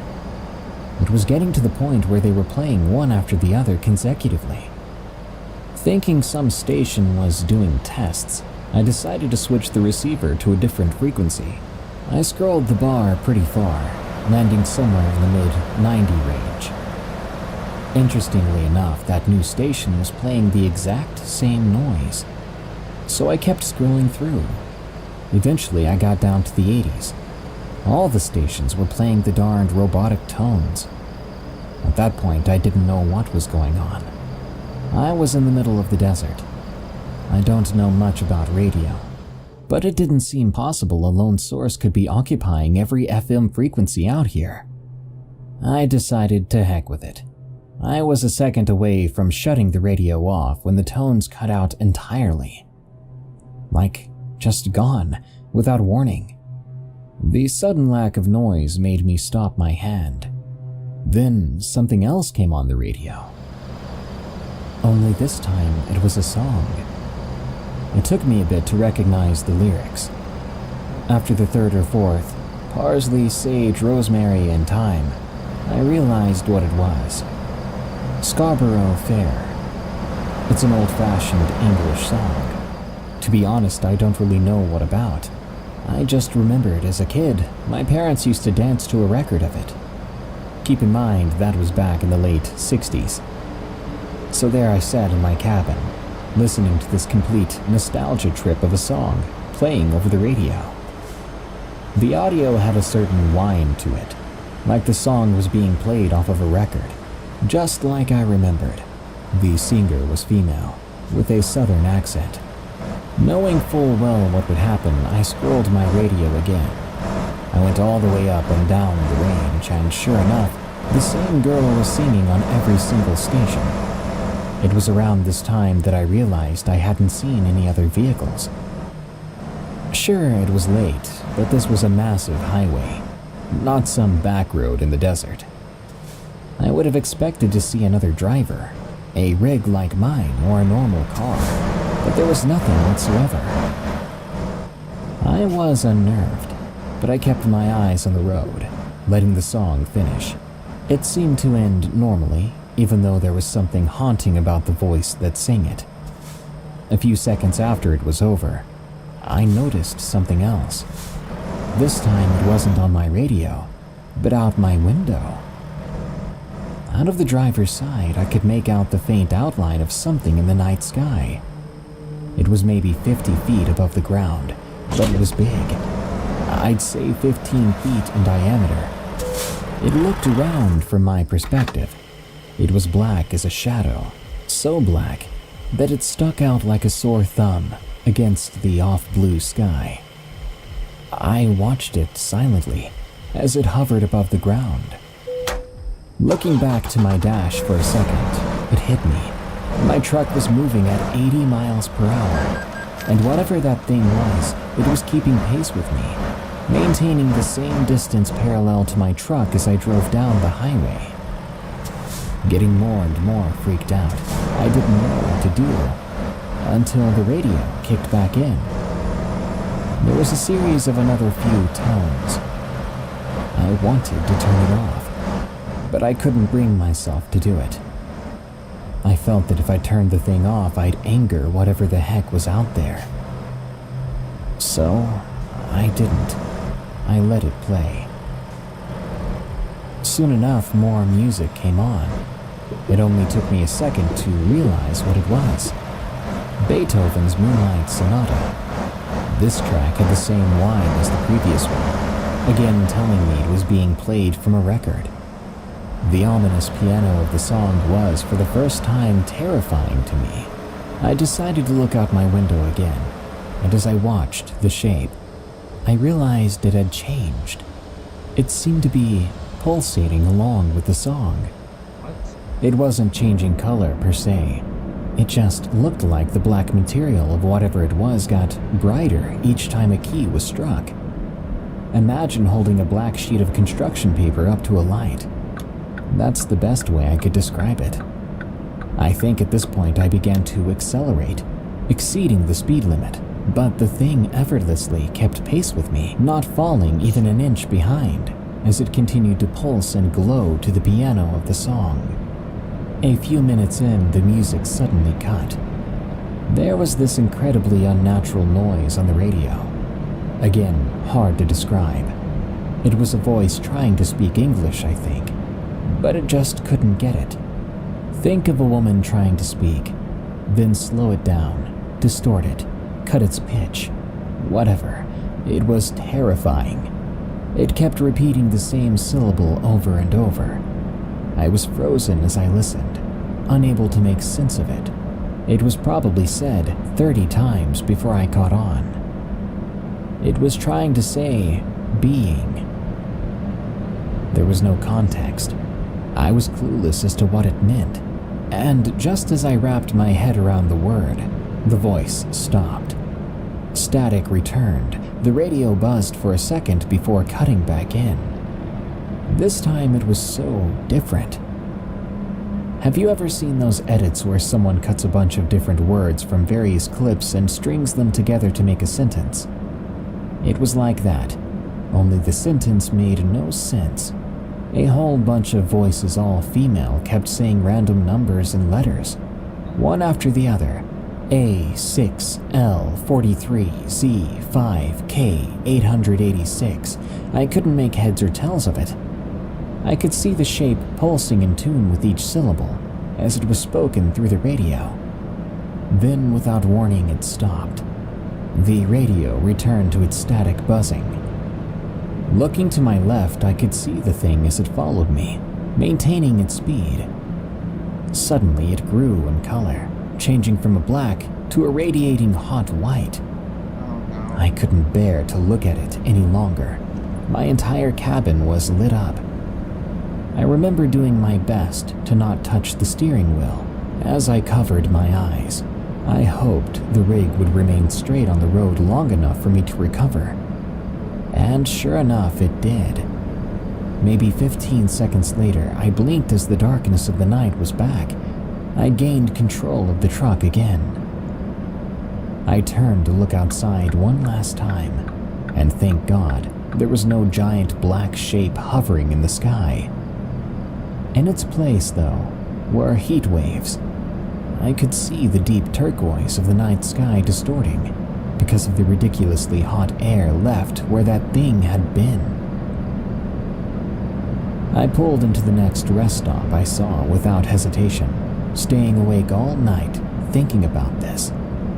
I could not come up with a single explanation that was realistic enough for me, nor have I been able to all these years. I used to expect some government agent to come sit me down one day and debrief me about the ordeal.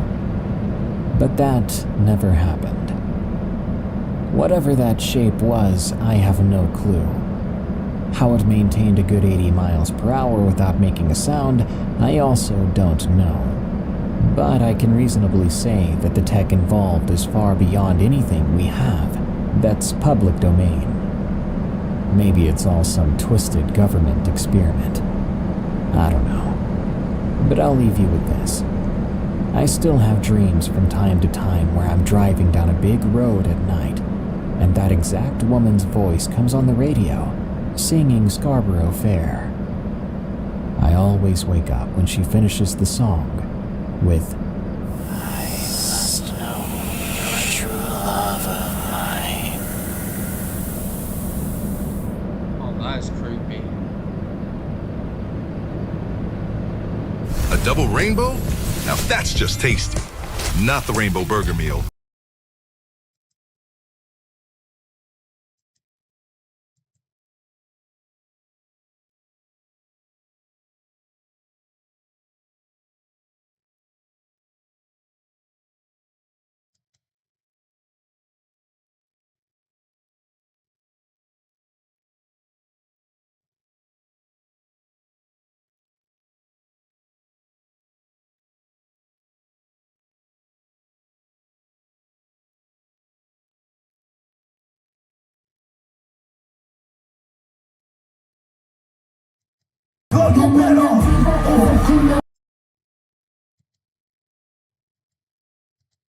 My voice.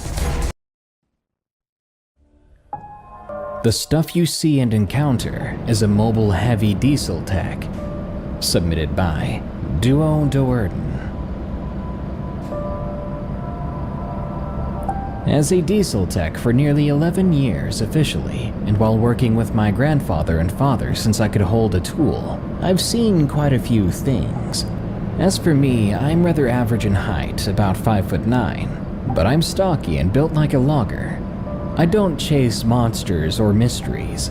Most of the time, the mysteries I have are, how the heck did you do that while trying to fix old, tired, heavy equipment? But as I started working out of my own toolbox and truck, sure, there were some odd people I had to perform miracles to get things to work again, but there were a couple of creepy encounters. One time, I got a call at about 1 in the morning in the winter. A trucker was broke down on a highway about an hour away. Being self-employed, I would take whatever calls and income I could get. I've even taken a few jobs from animal rendering plants, and I had to wear 2 layers of coveralls and rubber gloves, yet that terrible smell still permeated into my hands and clothes, and it took weeks to get it out. Anyway, I drop out there. The call was placed somewhere in the Pacific Northwest. Those highways can be pretty quiet that late at night, and it's usually always an inky black night with rain or snow, or a mix of both. It was not hard to find the truck on the side of the road, as it was basically the only thing out there at the time. I pulled in ahead of the truck and backed up, so I could get my tools and light equipment close to it. I met the guy, and wow did he smell. Like he had not been in a shower for months, and it was hard to be close to the guy. I asked him my questions, what was going on. Turns out some of the air controls in the cab had broken and were causing a lot of alarms to go off. Being a truck from the early 80s with a sleeper cab, so it has a bed as a part of the cab for long-haul drives, it's definitely bound to happen. So he allows me up in the cab to do my work. I begin taking apart the dashboard to replace the hose fittings and such. Well, remember how I mentioned he smelled badly? Well, the cab was much, much worse. I was gagging and taking gasps, trying not to blow chunks. I tried to finish up quickly. Eventually, I was laying back on the floor of the cab cleaning up my work and such, when I felt something start to rub and roll across my chest, like someone was running a hose across me. I sit up, and it's a freaking python. Never once did he mention there was a python in the cab. I'm not necessarily afraid of snakes, but when something like that is trying to coil around you to get warm, it would freak anyone out. I said my curses and rushed to work faster. The old trucker was laughing at me and watching everything unwind. Then, after he had his giggles, he grabbed the python and put it back in its cage in the back. The python just wants cuddles.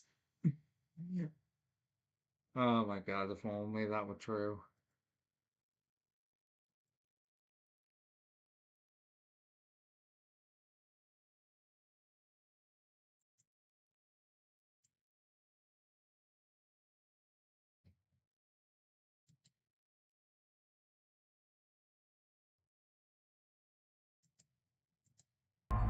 I finished up and got out, and he said, "You think that was scary?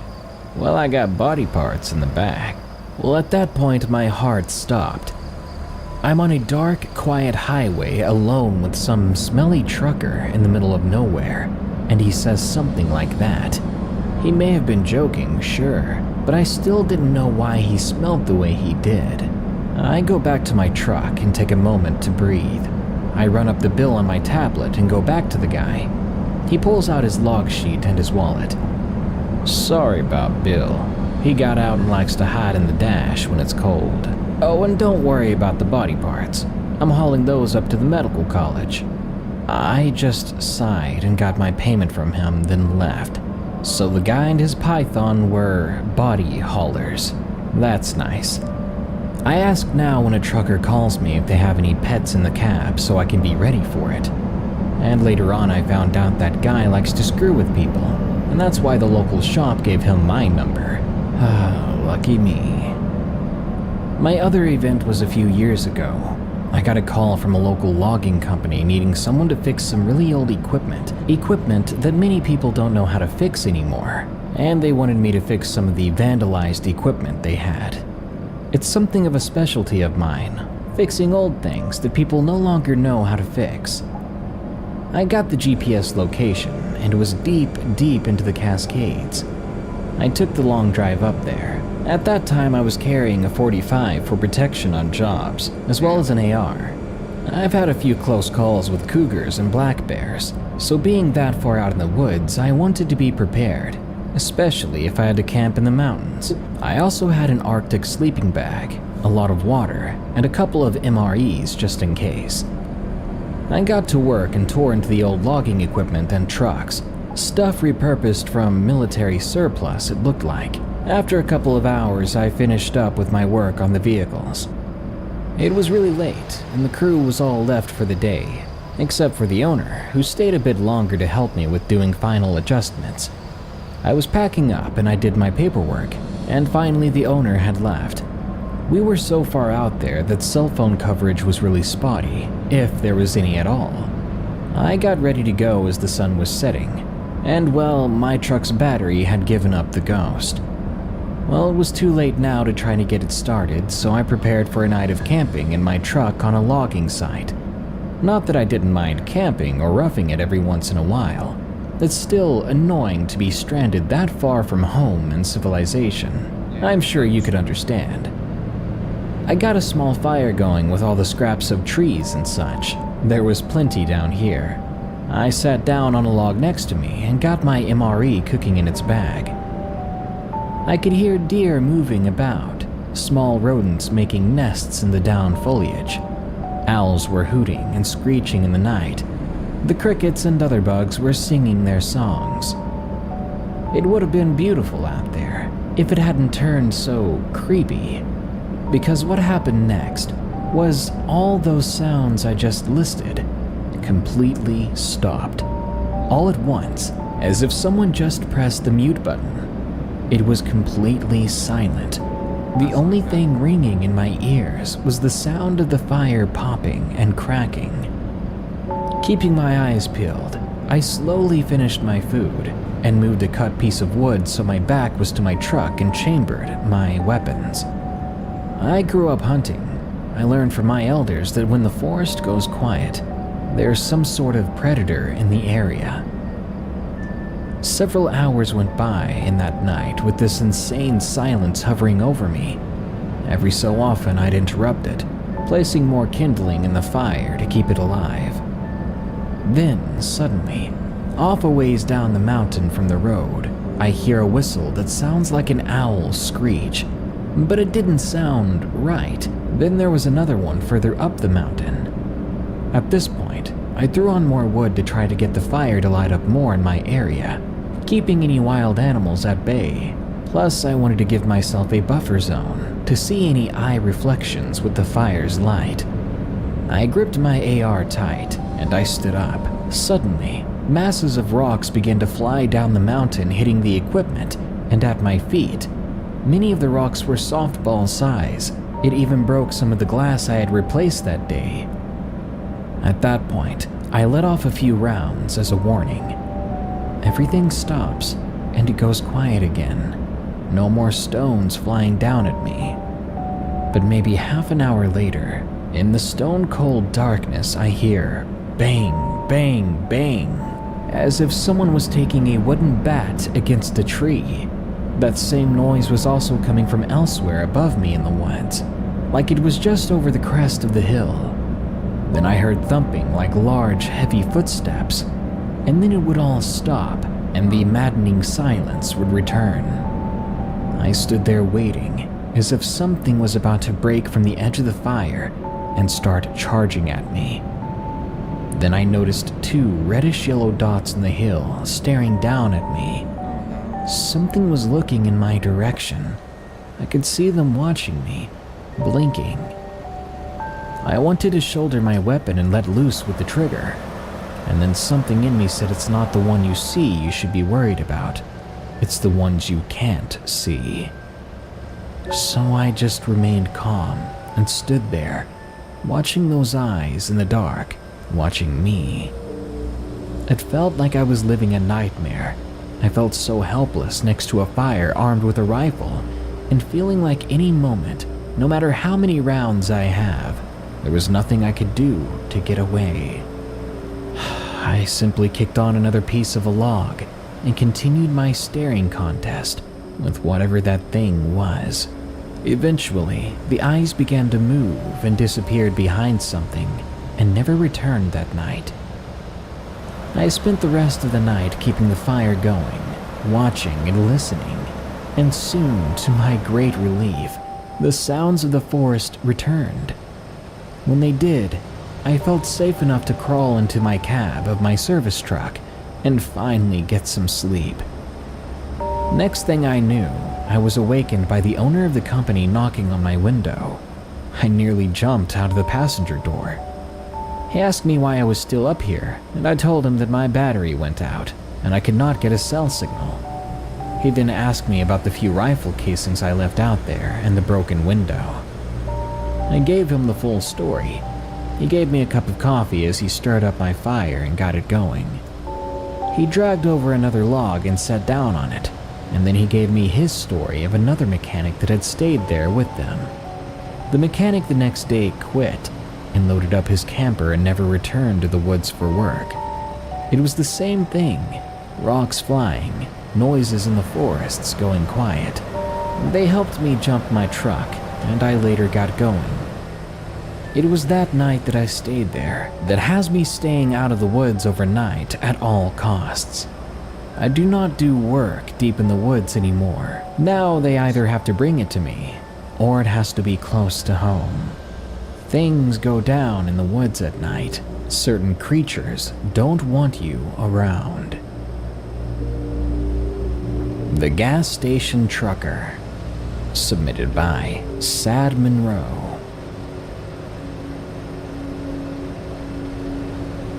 In early 2014, my family opened a gas station in New Mexico. It was a rinky-dink little convenience store, and it was right in front of the local grocery store, and to the right of it was my mother's salon. I was 14 at the time. I'm 17 now. For being a girl who developed early, I was used to grown men mistaking me for someone of age and flirting with me. But what I experienced working at that gas station was something that keeps me on the edge around truckers and truck stops. During my sophomore year, I was a rebellious child. I'd never show up to school, and if I did go, I would just skip class. To avoid being scolded by my parents, I would offer to cover for my dad at work while he worked on keeping books. It started out as a rare deal, but I ended up never going back to school and becoming the manager. I'd show up to work at 5:45 to give me time to turn on fridges and computers. Once that was done, at 6, I would open the store. I worked there for about 6 months before I started noticing the type of people who come in. There were the regulars who'd get the exact same thing every day, ranging from Gatorade to gas station tornadoes and coffee. Across the way was a truck stop that was always busy and occasionally sending customers to us. I met weird truckers, but there was this one guy that really rubbed me the wrong way. This man was Hispanic. I think he lived in town or in a nearby area, because after seeing him the first time, I began seeing him a lot more. He would always make weird comments about my appearance. "Hey, I really like your leggings," was his most famous. Every time I heard him say it, I would cover the rest of my body in one of those uncomfortable arms crossed positions, but he would just smile bigger, laugh, then walk away. One morning, my parents were out of town, and I couldn't sleep, so I decided to head to work early to start the morning cleaning process. As I pulled into the parking lot, I noticed a semi parked behind my mom's salon. Note that the alley behind the salon wasn't large enough for vehicles to go through, let alone a semi, and it was a dead end. I didn't think much of it, so I continued to open the store and make coffee and start the day. About 20 minutes later, I heard a tapping on the glass door. I'm not easily scared, but I have severe anxiety which gives me abort mission signals constantly. So when I get them, I have no choice but to brush them off and keep working. I turned my head, and I saw the trucker that had been giving me a weird feeling. Now I don't open the door unless my coworker, who is a close friend to me, shows up, but I decided to open the door anyway. He asked as usual, "Hi, how are you today?" and other common greetings. Then he continued around the store, gathering things. He finally brought them up to the counter and I began to scan the snacks and energy drinks. I was almost finished when he started to lean over the counter. The counter was about waist high, and I'm 5'3", so he towered over it.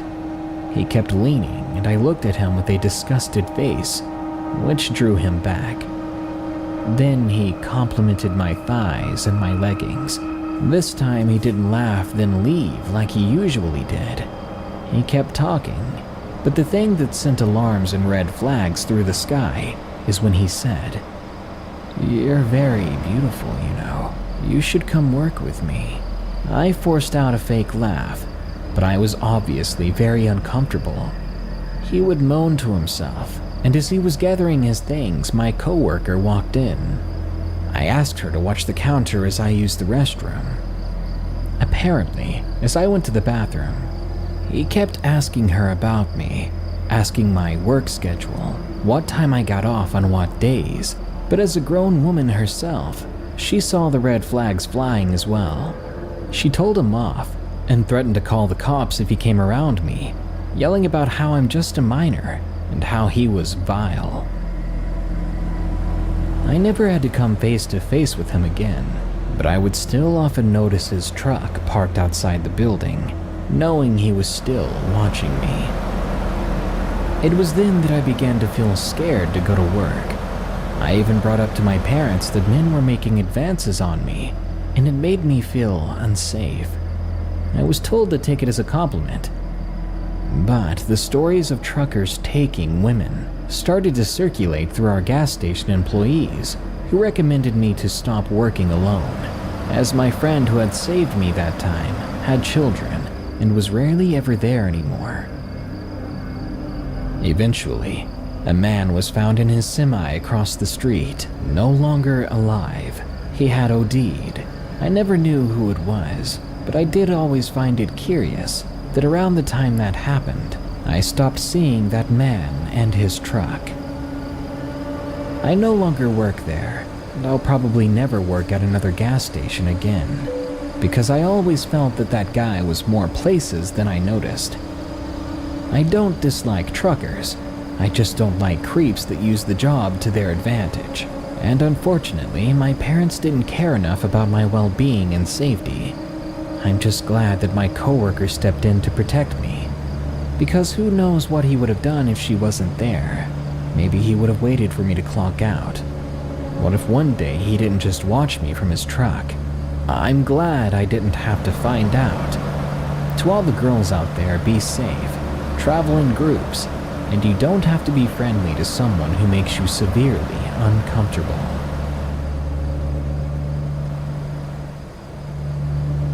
The Boy Walking in the Ditch, submitted by Gina D.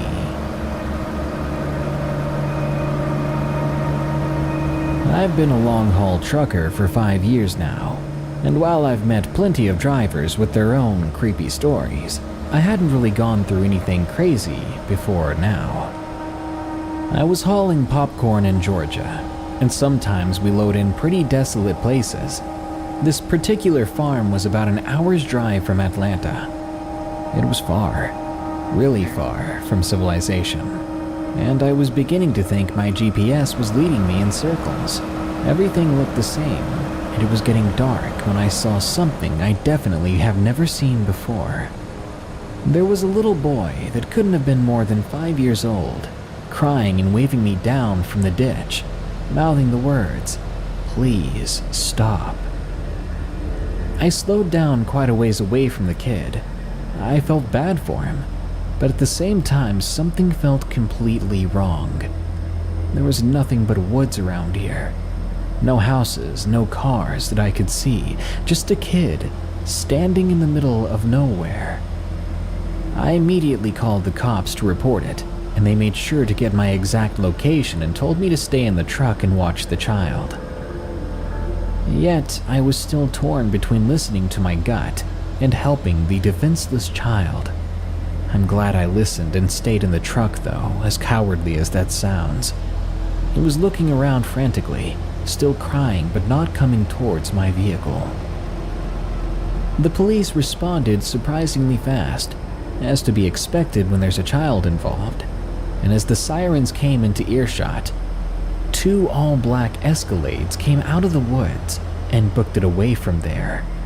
The police that arrived grabbed the kid and began to pursue the Escalades. The one with the kid came to my truck first and talked to me.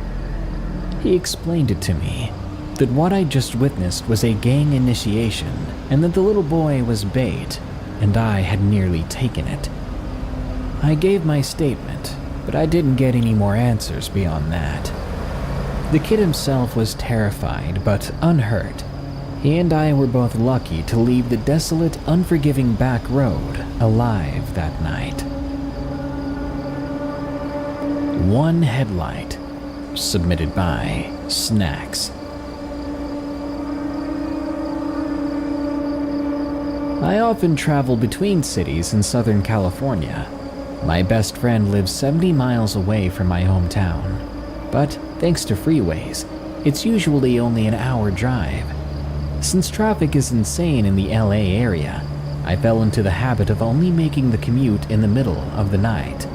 At 3 a.m., the only people on the road are usually truckers, and sparsely a few cars. I don't have to concentrate too hard, and I can catch up on my podcasts. My parents were always uncomfortable with me driving such a distance alone in the wee hours of the morning, but I always shrugged it off as the usual parental paranoia, until one night. I had told my parents I was going to be home by midnight that night. I had work in the morning, so my fun-filled weekend with my best friend had to come to an end. But I pushed it. 11, 12, 1 in the morning. All passed me by as we shoveled chips into our faces and watched funny YouTube videos together. When it was about 2:15 in the morning, I finally decided it was time to head out. My parents were probably asleep anyway, and didn't even know I was coming home so late. My friend was getting really tired as well, and instead of walking me out to my car like she usually did, she fell asleep. I stepped out the door and onto the porch. My friend lives in a nice and relatively safe suburb, and I'd walked around it at this hour of night plenty of times, so I wasn't frightened at the least. I threw my bag into the back of my little sedan parked on the street, and I climbed into the driver's seat. After buckling up, turning on the engine, and picking a fitting podcast for my journey home, I looked up from my phone to find I was suddenly blocked in. Next to my car, a truck had pulled in close, trapping me in my parking spot. It was a big white work truck. It wasn't beat up per se, but it showed its age. It looked to be from the late 90s.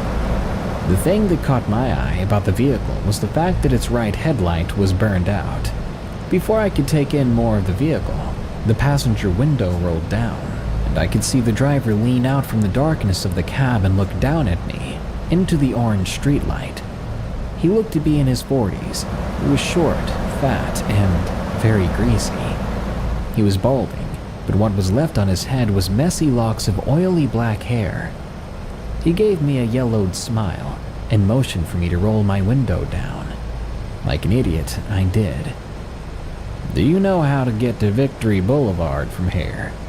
he asked in a voice accented with phlegm. I thought it was kind of a silly question, as Victory is one of the easiest streets to find in the area, but I was nice and pointed the way down the road. "Yeah, it's just about 3 blocks down that way. You can't miss it." He seemed satisfied with that answer, but before rolling up his window and driving off, he said something that unsettled me. "Stay safe, you hear? It's dangerous late at night for pretty girls like yourself." With that, he drove off, and I figured he was gone for good. Nope.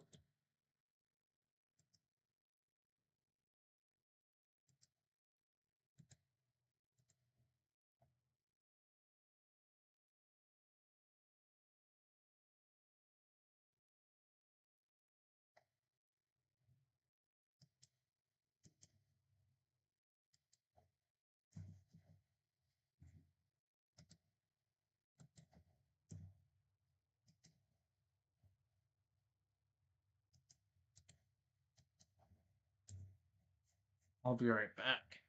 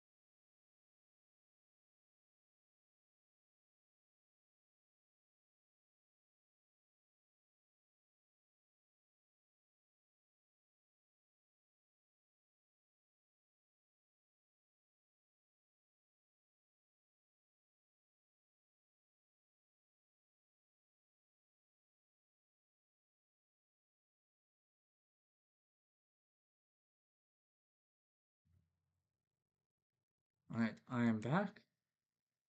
I took that moment to lock my doors and text my friend about the guy before leaving. I finally got on the road, but before it was even out of the neighborhood, I looked into my rearview mirror to see that a truck was following me out. My blood went icy. It was the same big truck from before, with the one headlight. I took a deep breath and tried to calm my mind down. Maybe he didn't follow my directions and got turned around. Maybe he was just following me out of the neighborhood in the hope that I would lead him to the street he was looking for. I glanced in the mirror again. I couldn't see his eyes, but I knew they were on me. Luckily, I had to pass over Victory to get to the freeway home. With a bit of luck, I would get him to the street he needed. Then he would turn off into the night. Tensely, I pulled up to Victory Boulevard. Even at 2:30 in the morning, it was a red light. The truck was still behind me.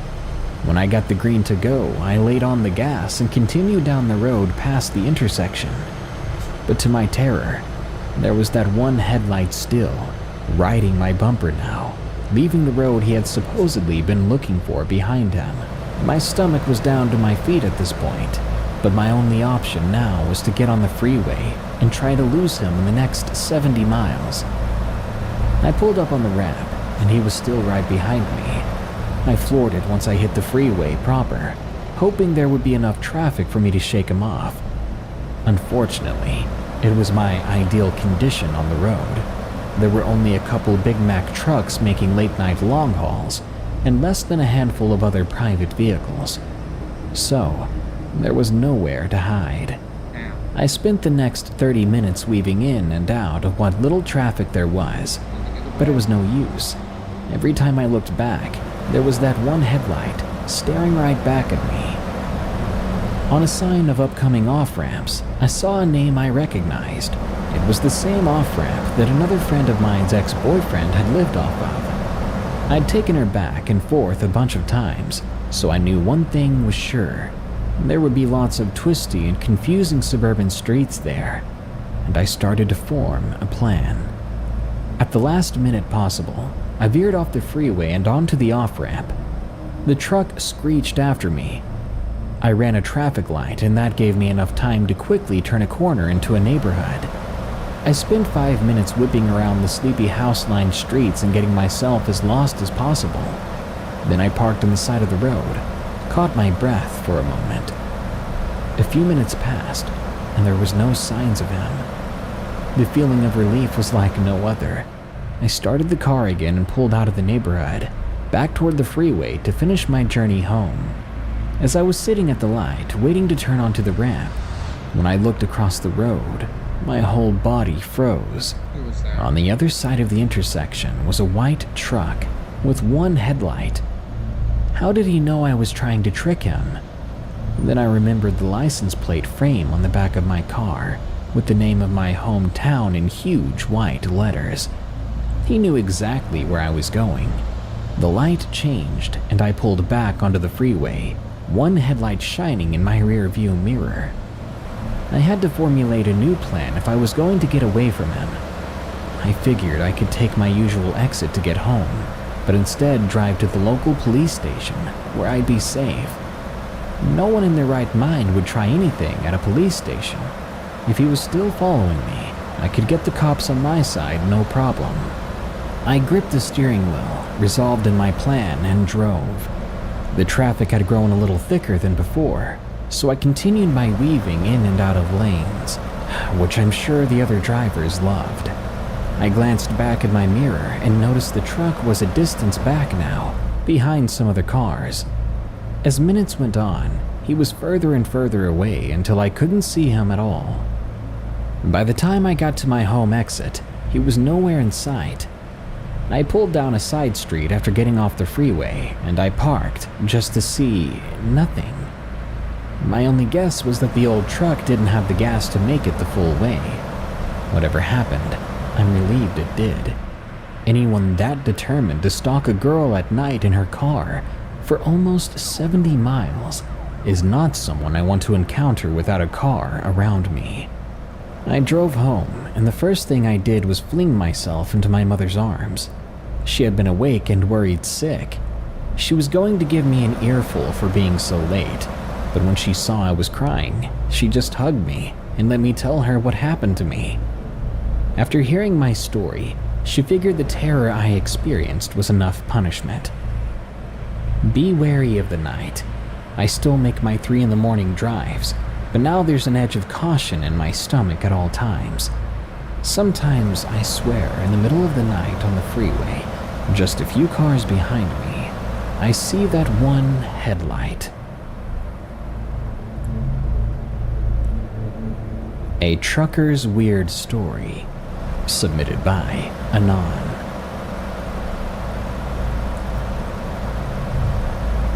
My father was 37 years old. I was only 3 at the time. My parents divorced when I was 1.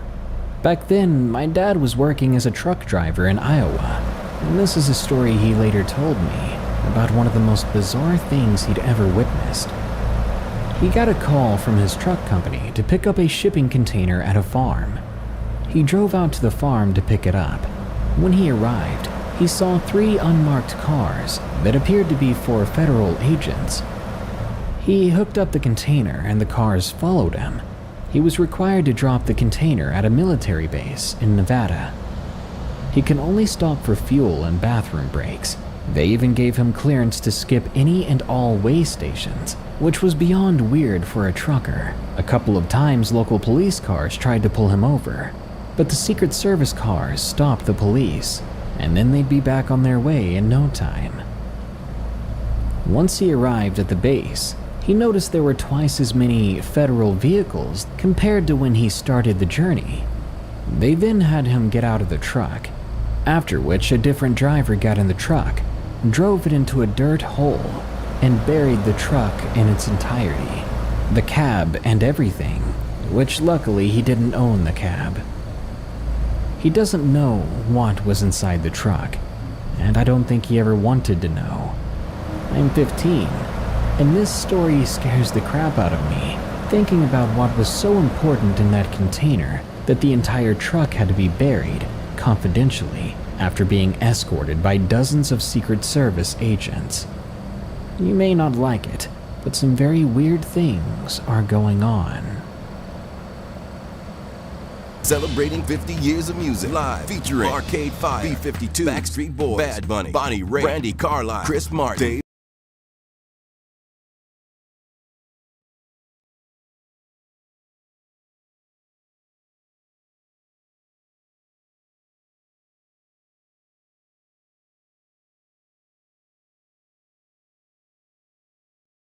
Grohl, David.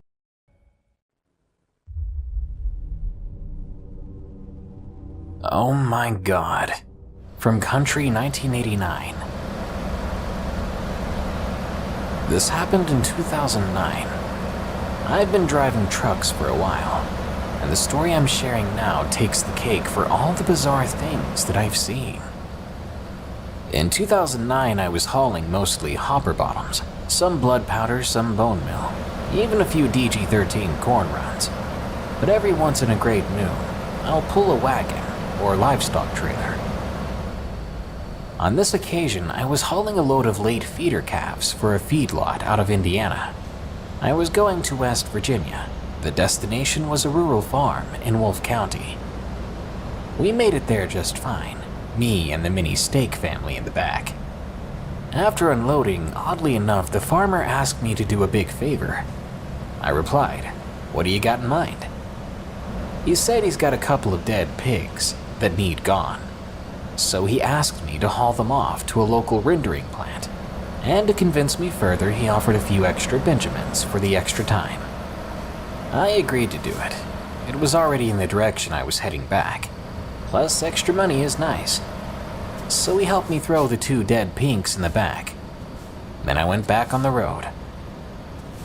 Later in the night, I stopped off the narrow 2-lane road into an old gravel pit. It was one of those old side road gravel lots that state boys throw their toys into while they continue their road to work. By then it was about 11:30 p.m. Me and Gunny, my blue-nosed pit bull, needed some rest, and I needed to work on my logbook first. Where we stopped, for some reason, I got a bad vibe all over my body. And even for Gunny, who was starting to act strange. At the moment, I thought maybe we should head down the road a little bit to see if there was something better, or at least not as weird. But as I was so tired, I reminded myself that I've stayed in worse blocks back in Chicago. Plus, I didn't want to run into any police curious about my logs. So we hopped in the bunk and fell asleep. 2 hours later, I hear a bang and a clank. I fly up, shouting curses. Gunny is perched up tail between his legs, growling but obviously scared. He's showing his teeth. The entire time the truck is rocking back and forth. There's something in the trailer being moved around. I immediately think that someone or something is trying to break into the trailer. Moments later, it all stops. My windows were down at the time to let the breeze in, so I could stay cool without running the truck. I know what you're thinking. Windows down in the spooky woods. What a bad idea. I crawled back up to the driver's seat to check things out. I turned the keys back and proceed to start rolling the windows back up. In this truck, the driver's side window goes up faster, so I watched it go up first. Then I went to the other side to watch it go even slower. I did. Gunny jumped in my lap, barking and showing his teeth again. When I looked over where the window was, there was a face there. There were eyes looking back at me. The thing's head was huge, and its face was like a dog's, but twice as large. Its ears were covered in hair, with shagged hair covering its body. Its teeth were absolutely huge, too. There was row after row of stained yellow teeth. I saw him pull his head back, then lean into the window. I swear to God the creature smirked at me, then began to growl. Then, with human-like fingers, it started to tap its nail on the glass. The whole time Gunny is going crazy. The animal outside suddenly decides that it's had enough. It turns and walks away slowly. By then, I'm desperately trying to get the truck out of there, to get away from this thing. I turned the headlights on and pulled backward. When I did, I saw how big this thing was. It was at least 8 feet tall, with a body like some bodybuilder. Its fur was all long and mangy and black, with some parts being crimson red, like they were stained from blood. Its legs were all bent backward like a dog's legs, and its tail was bushy like a wolf. Dragging along the ground behind it was one of the dead pigs that I had in the trailer. When I looked more closely, there was another one of those creatures, and it was dragging the other pig behind it. The one in the back housed something fierce. It vibrated the metal of the rig, causing me to shudder, and my dog wet himself.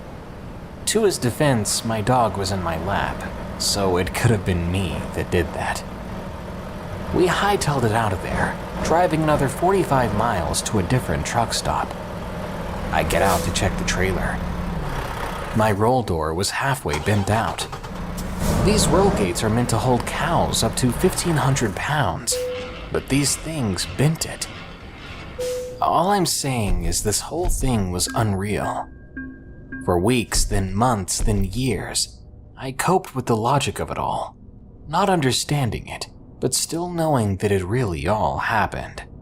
I've run that same route hundreds of times since, but I'll never stop near that road. 2 months back, I was going through that stretch of highway.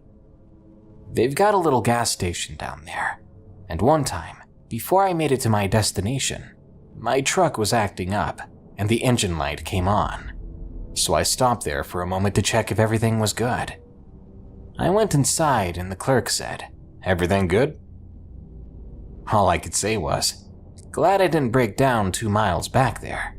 I smiled, grabbed a can of Skull, and was off like a dirty shirt. Makes me think, those bumps in the night, they're more than just wind or your house settling.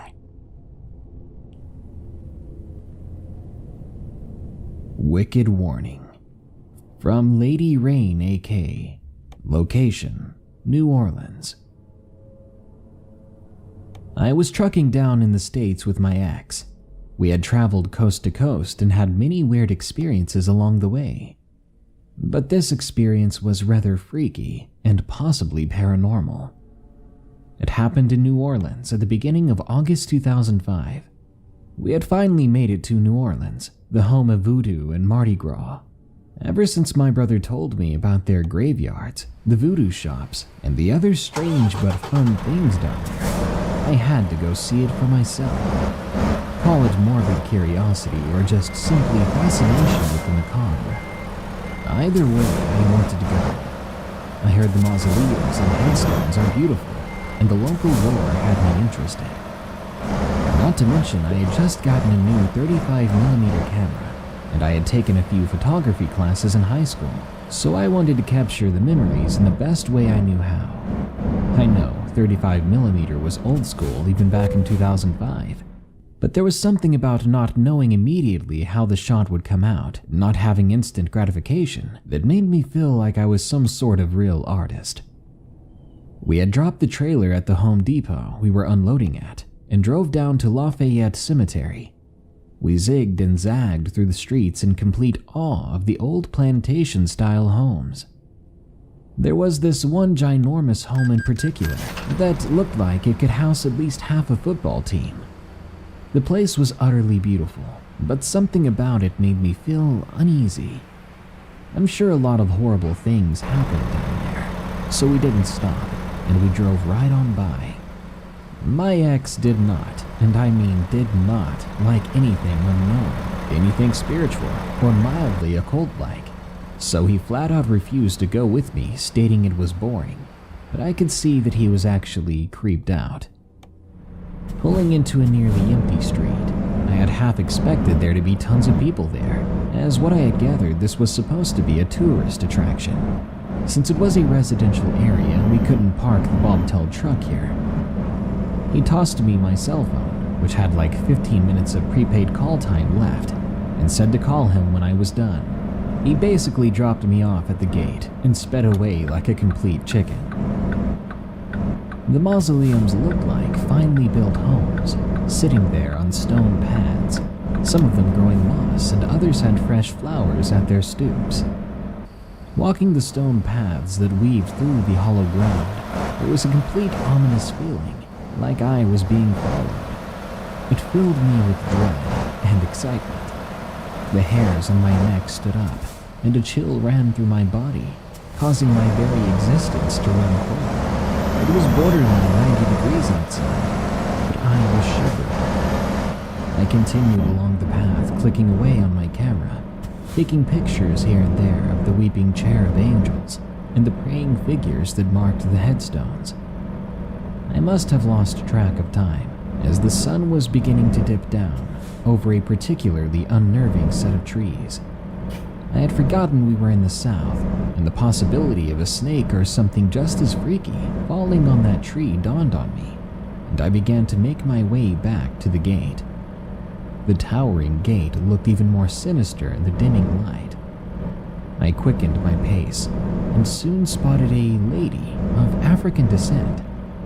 She was probably nearing 80 years old, and appeared very frail-looking with a bright-colored outfit, and her gray hair peeked out of a bandana-type headdress. Necklaces of what appeared to be wood or possibly bone were draped around her neck. I must have startled the poor woman, because she snapped her head towards my direction in such a swift movement.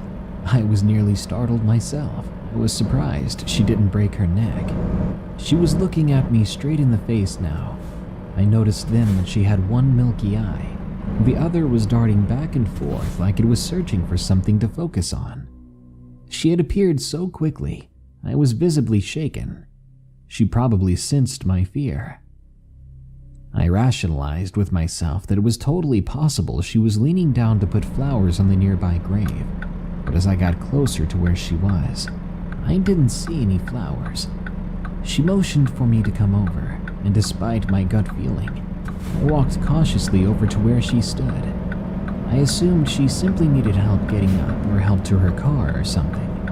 I was trying to be the good citizen and get my good karma points for the day.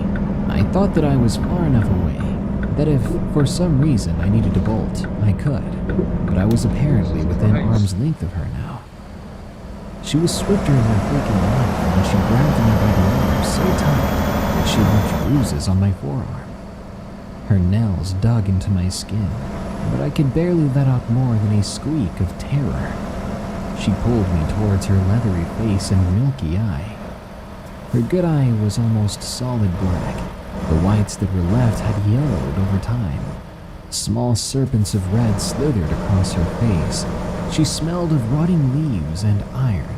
She smelled like decay.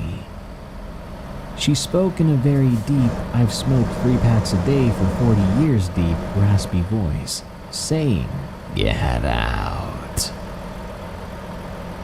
Excuse me? This is a public place, right? I'm just visiting, I don't mean any harm, I managed to say to her. Pulling me closer to her face, I could see her gnarly, snarled teeth. The few that were left were tobacco-stained and barely hanging on for dear life. Her hot breath was pungent. I swallowed back a gag. "Leave this place, or you will drown for your sins." I then hear off in the distance. "Hello? Are you there? Do you need me to come pick you up?" I had a ninja grip on my phone, apparently, which I had subconsciously dug from my bag in a panic, while the old lady had me in her clutches. I didn't remember entering his number, though, and we didn't have each other's numbers on speed dial, so the fact that my ex was on the other line was a blessing in disguise. Just as quickly as she snatched me, she let me go, almost forcibly throwing me to the ground. She was surprisingly strong for someone who appeared to be so frail. I walked to the outside gate, waiting on the curb for my ex to come around the corner. It was getting much darker, and the chirping of crickets started off in the distance. I could still see the lady pacing back and forth at the grave. She was watching me. Her mouth was still moving like she was talking to herself or perhaps cursing me. The chicken lights of the truck came into view, and I was finally safe. The hero of the story showed up on his white horse to save me. Or in this case, the Yahoo in a purple bobtail Peterbilt jerked to an abrupt stop as I nearly jumped into the street to get away from that cemetery. I flung the door open in one fell swoop, and I hopped into the front seat, slamming the door shut. Looking confused, my ex asked me if I was okay, why I looked so scared. Then a wry smile formed on his face as he began to poke fun at me, saying that I was the one getting scared, that I was afraid of the dark. He told me he knew it was a bad idea to visit the place of those that had passed. I told him what had happened with the old lady and exclaimed, "Heck yeah, I was scared. That old woman was freaky." He looked at me blankly and asked, "What lady?" Then he motioned toward the gate. The woman was gone, as if within the past few seconds she vanished. There were no other cars in the street, and it was empty besides the idling semi-truck we were in. There was only one way in and out, and we were parked right in front of it. If anyone would have come through the gate, we would have seen them. I stressed to my ex we needed to leave the state, telling him the old lady had warned me. But he didn't believe it, but went along with it as we headed out of the south. After that, we ended up stopping in Georgia and even in Northern California at one point, then along to Biloxi, Mississippi. And within those 2 weeks of almost constant driving, Hurricane Katrina hit. Maybe the old woman was right. Had I not listened to her in the Lafayette Cemetery, we may have very well been casualties to Hurricane Katrina. Truck Stop Horror. Another experience from Lady Rain, AK. Location: roads across America.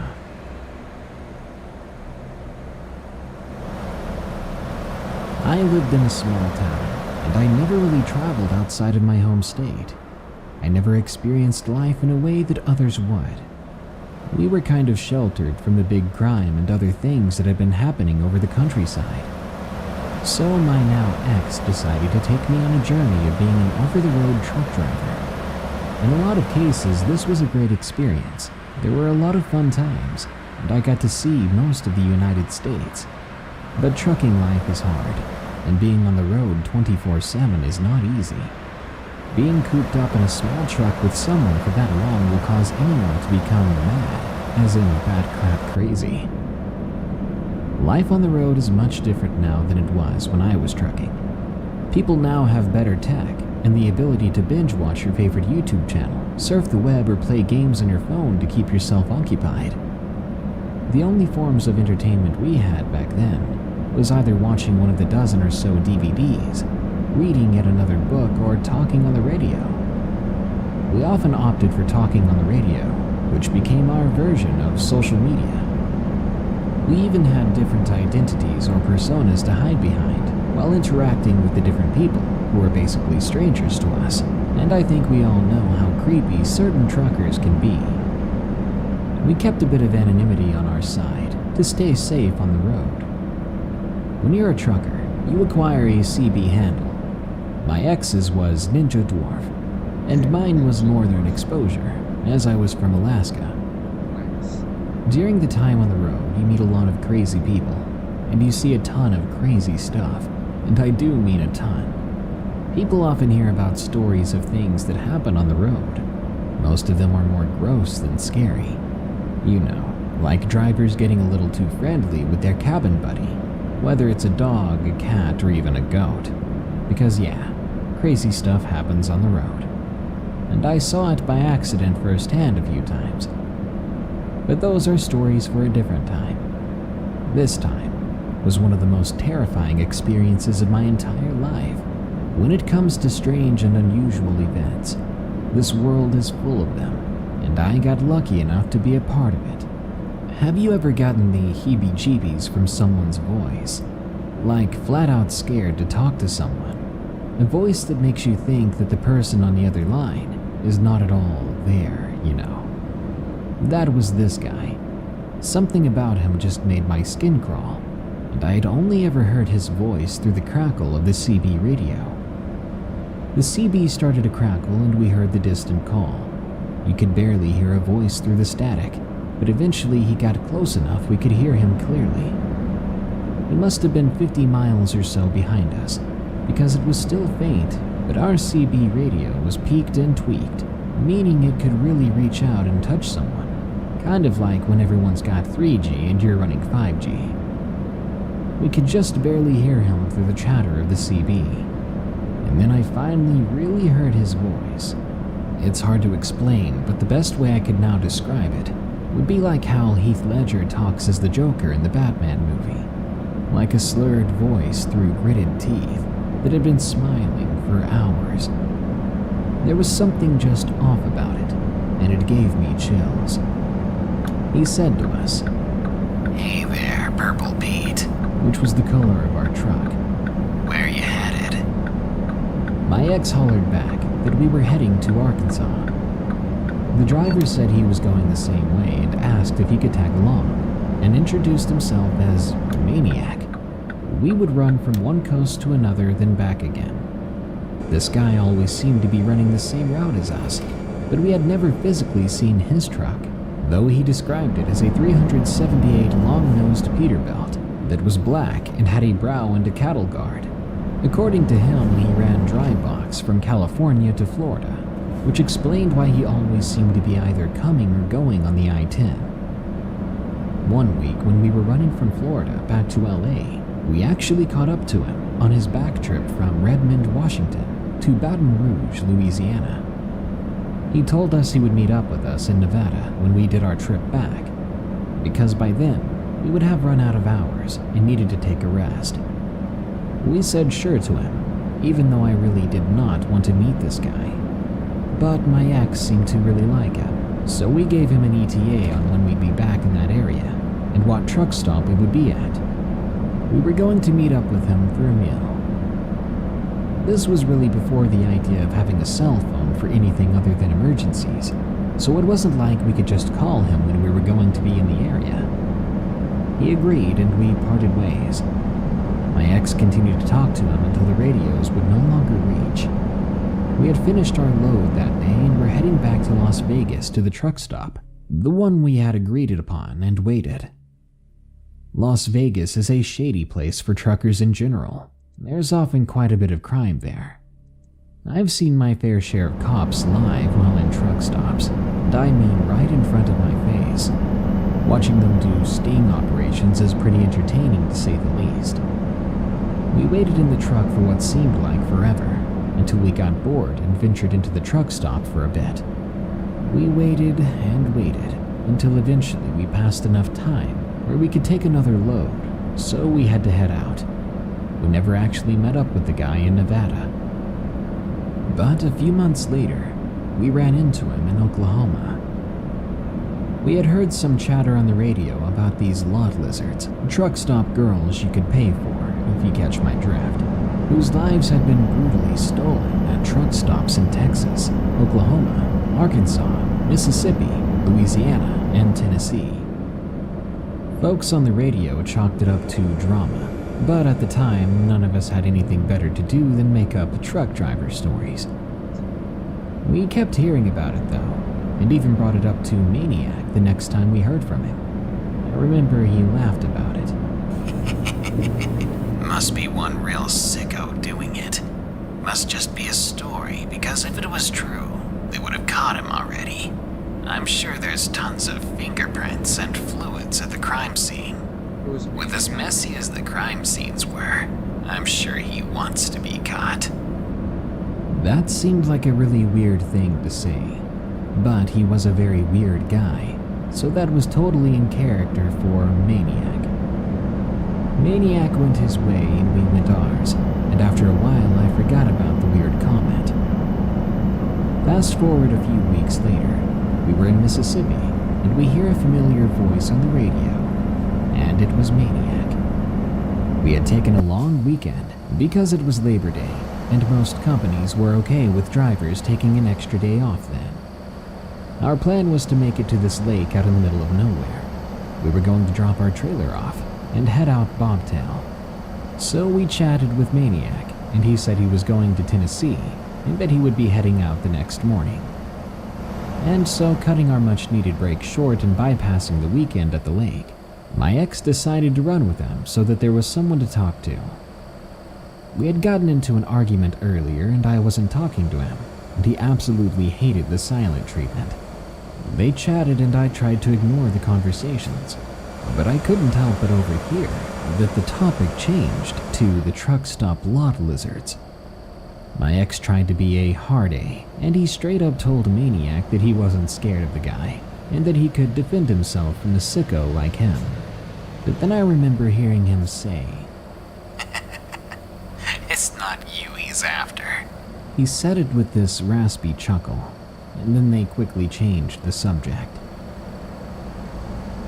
Our load was to be delivered in North Carolina in a few days, so being a few hours ahead of the deadline just meant we would be at the top of the line to pick up our load.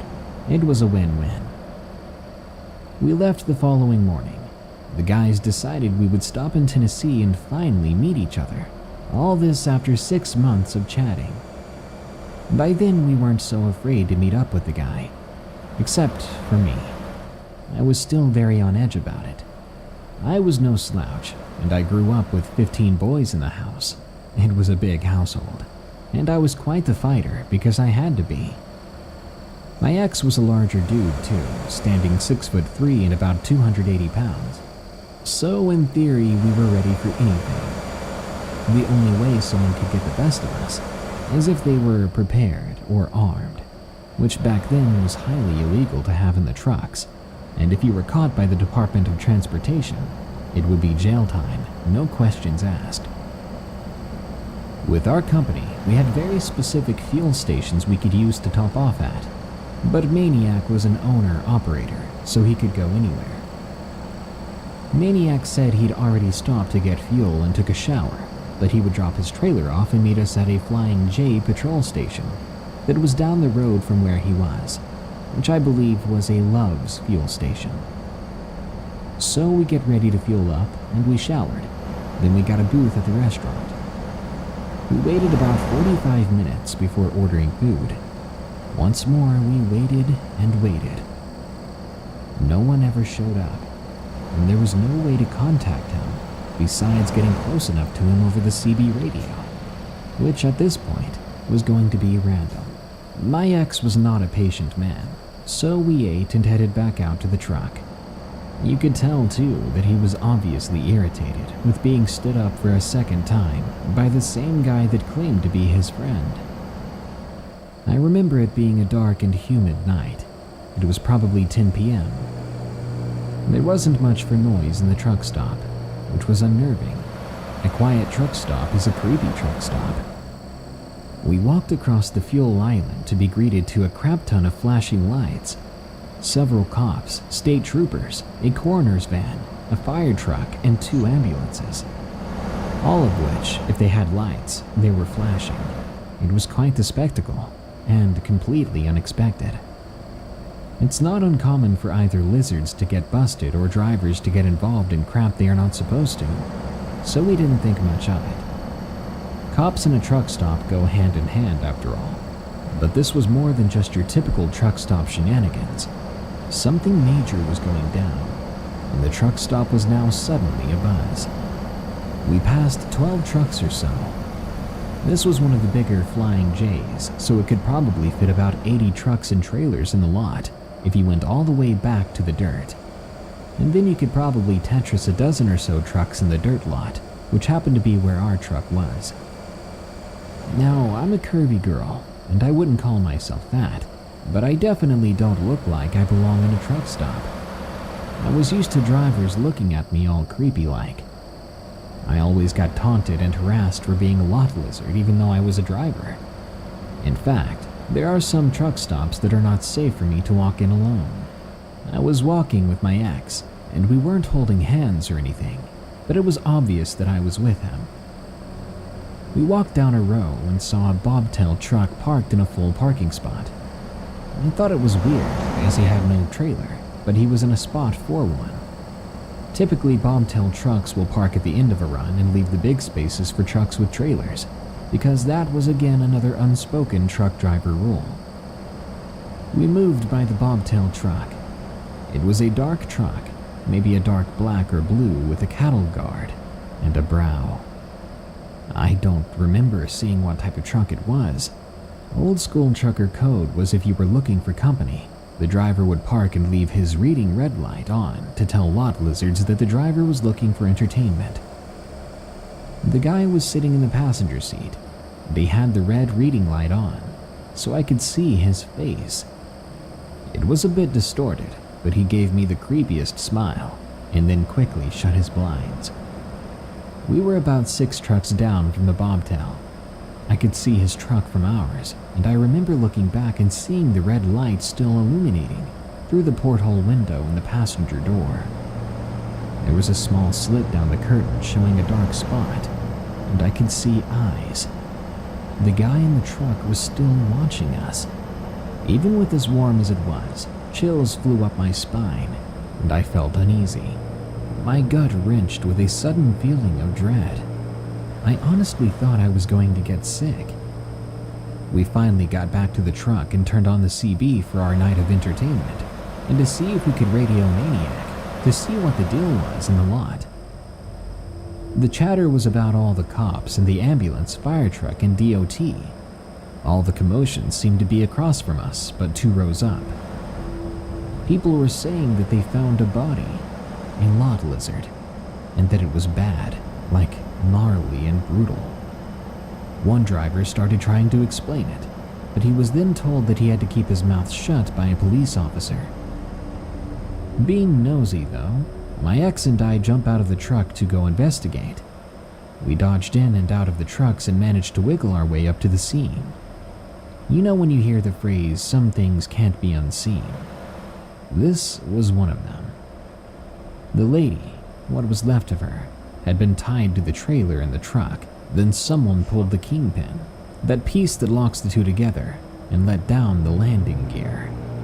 The driver, who was now sitting in the back of a police car, handcuffed, his head hung limp with his forehead on the back of the seat, was crying big heavy sobs, and there was vomit on his shirt. We could hear them through the closed door. He was screaming that he had nothing to do with it, and praying to God to be forgiven for what he had done. That poor driver had obviously not done his safety check before he left, and just decided to pull out of his space while she was attached.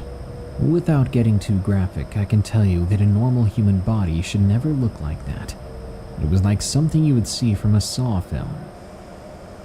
I remember stumbling back and bumping into another driver. He just looked at me, pale, and looked as if he was going to get sick. I don't do well with that body function, so I moved quickly away from him and started making my way back to the truck. I was basically running back, without even thinking about having my ex with me. I made it to the truck and tugged on the door, but it wouldn't open. So I ran to the truck stop full speed. I was going to be sick, and I'd rather not have people see me or watch me. I passed the spot where the bobtail truck was parked, and I noticed it was gone. My ex made it into the truck stop looking for me.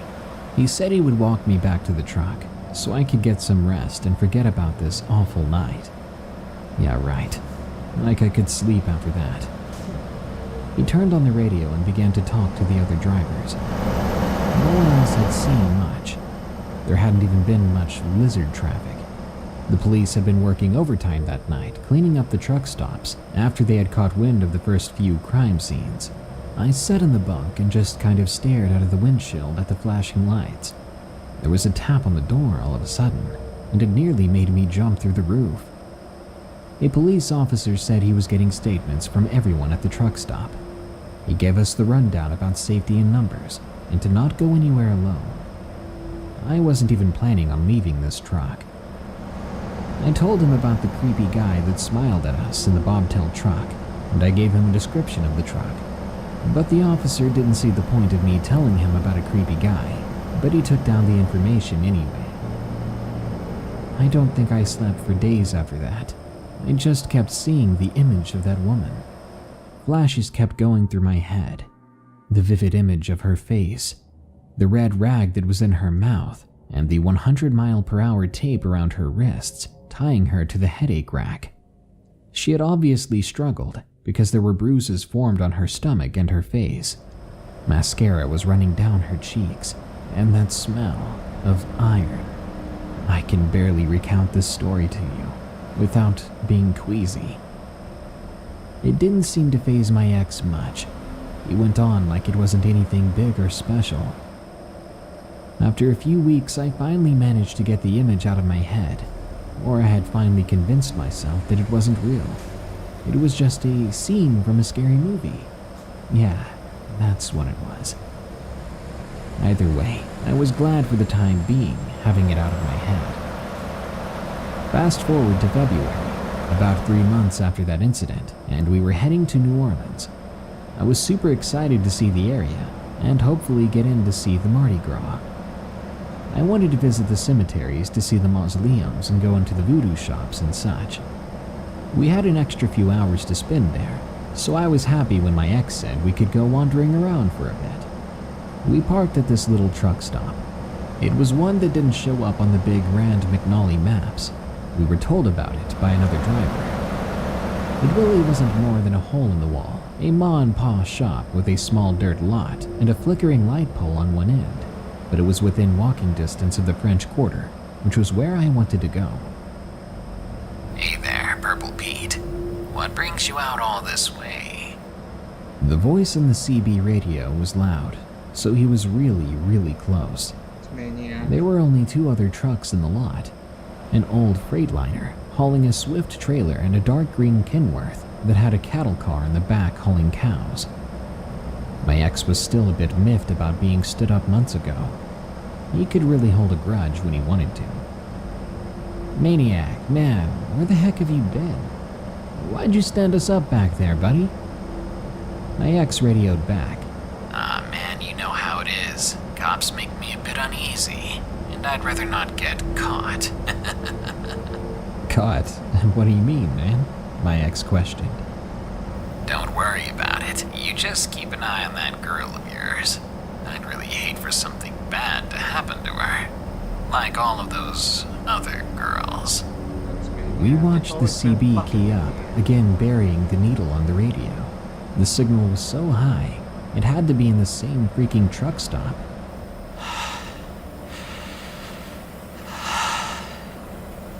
Maniac was keyed up, but just kind of breathing into the mic.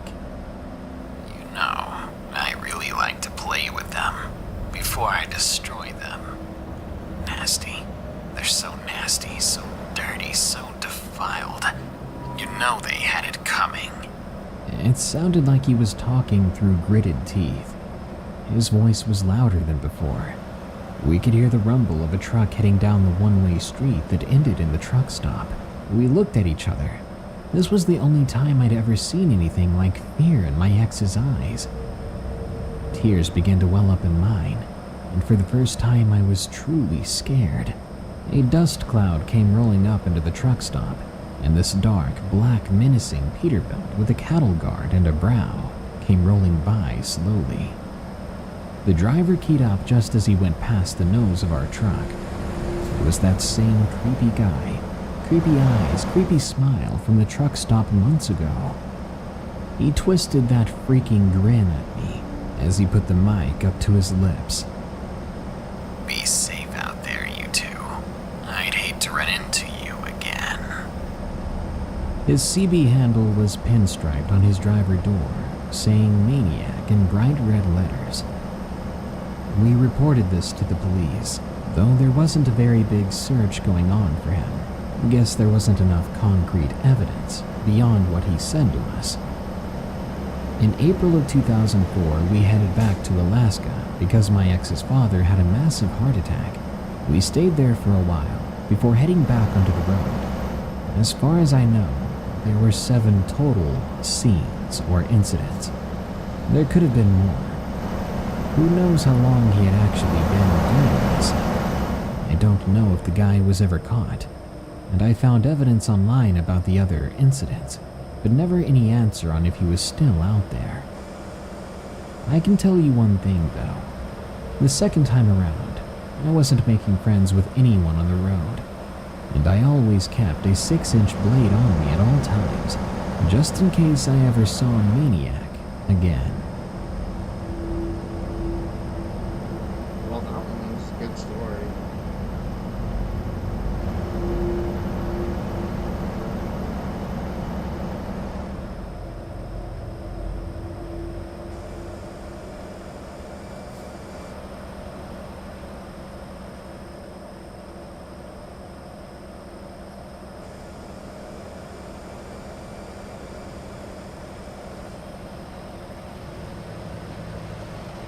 Well, the frick done. And sometimes when I'm trying to make flashy edits like this, I also get pretty intimidated, and that's where Motion Array comes in. Motion Array is packed with exclusive assets designed in collaboration with some of the biggest names in the creative world. You need some fonts? Got them. LUTs handcrafted by expert colorists? Got that too.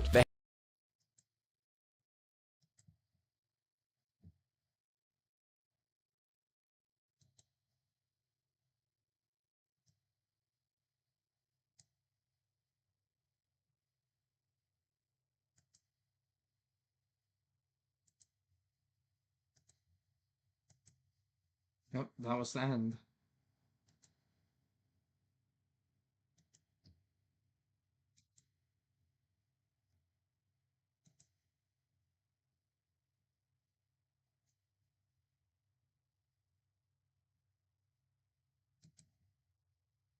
Well, time to finish this drive, and then let's get to something else.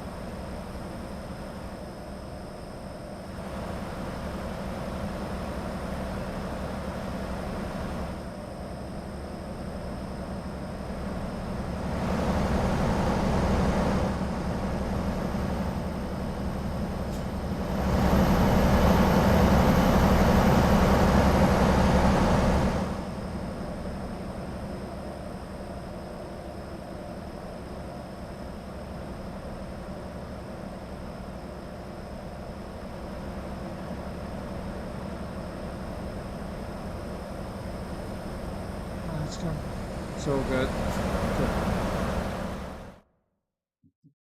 It's gonna be so good to play something else.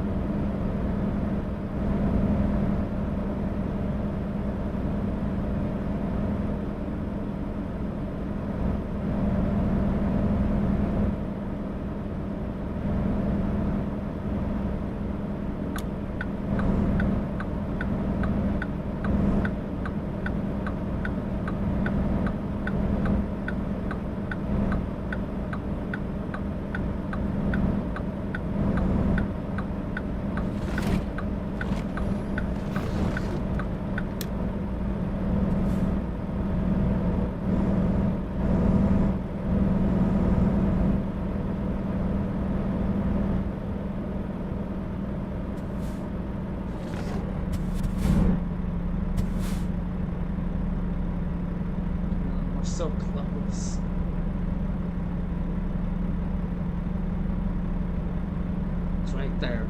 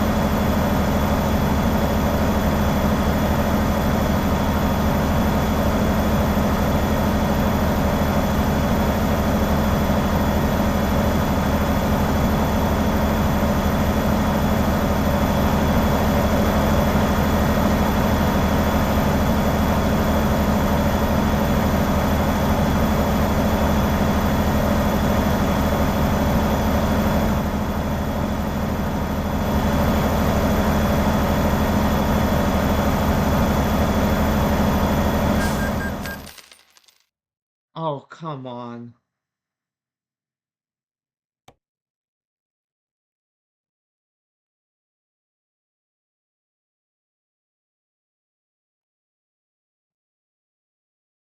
What? Okay, cool. I think I just crashed my game.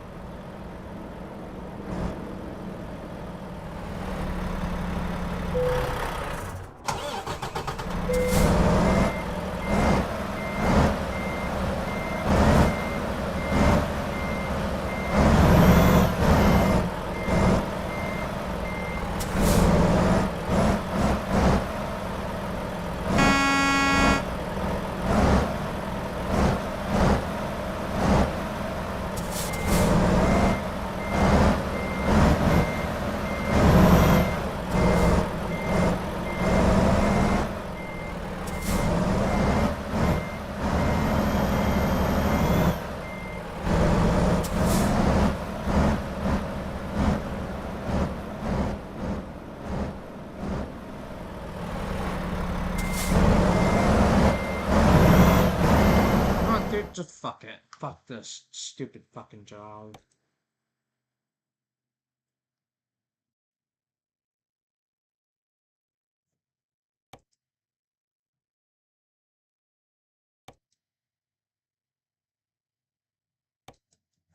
Whatever. Fuck you.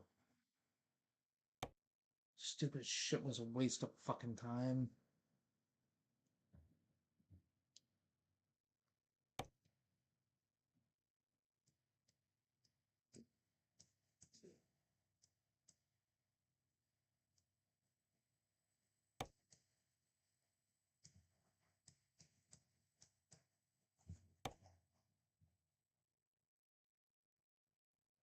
Let's see, what's the highest paying quick job?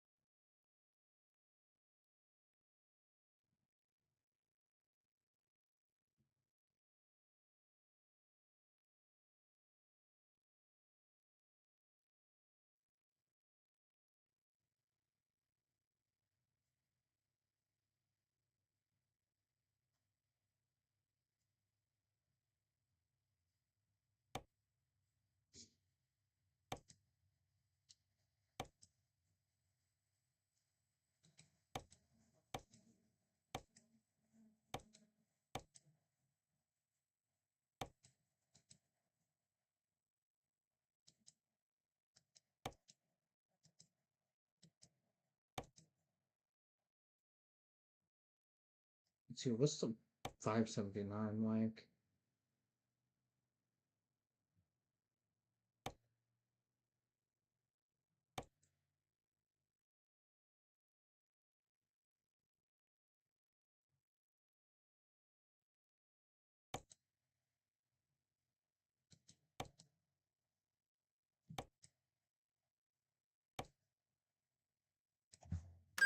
Going back to our fucking garage. Fuck this shit.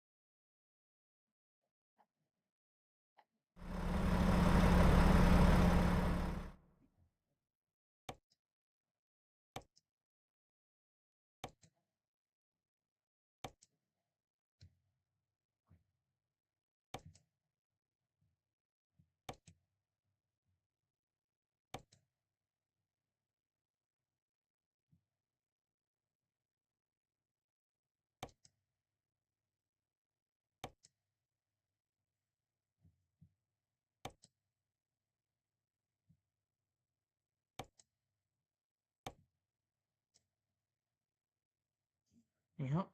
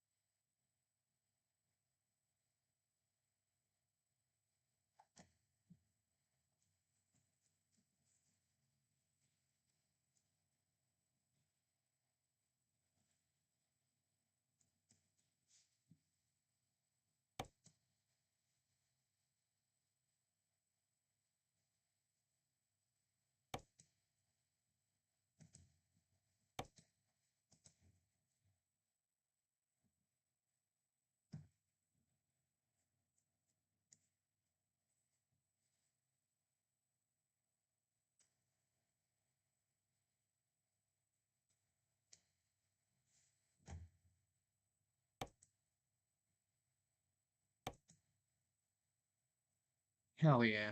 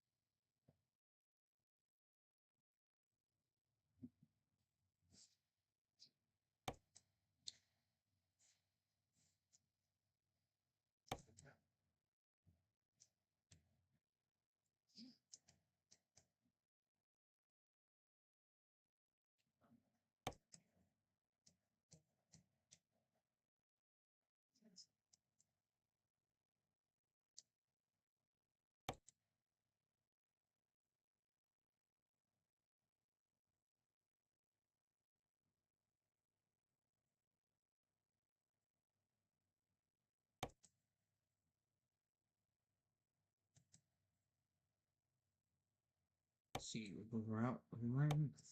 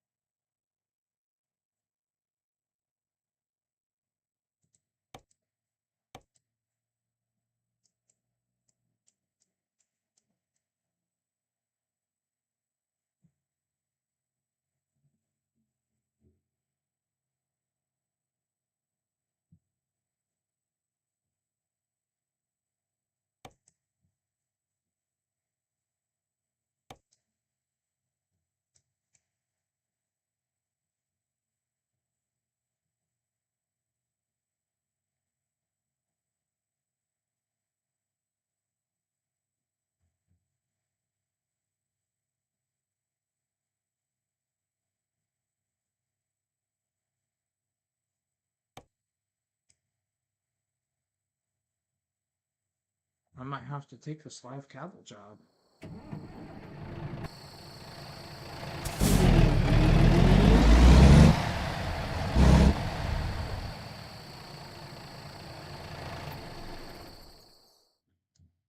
Alright.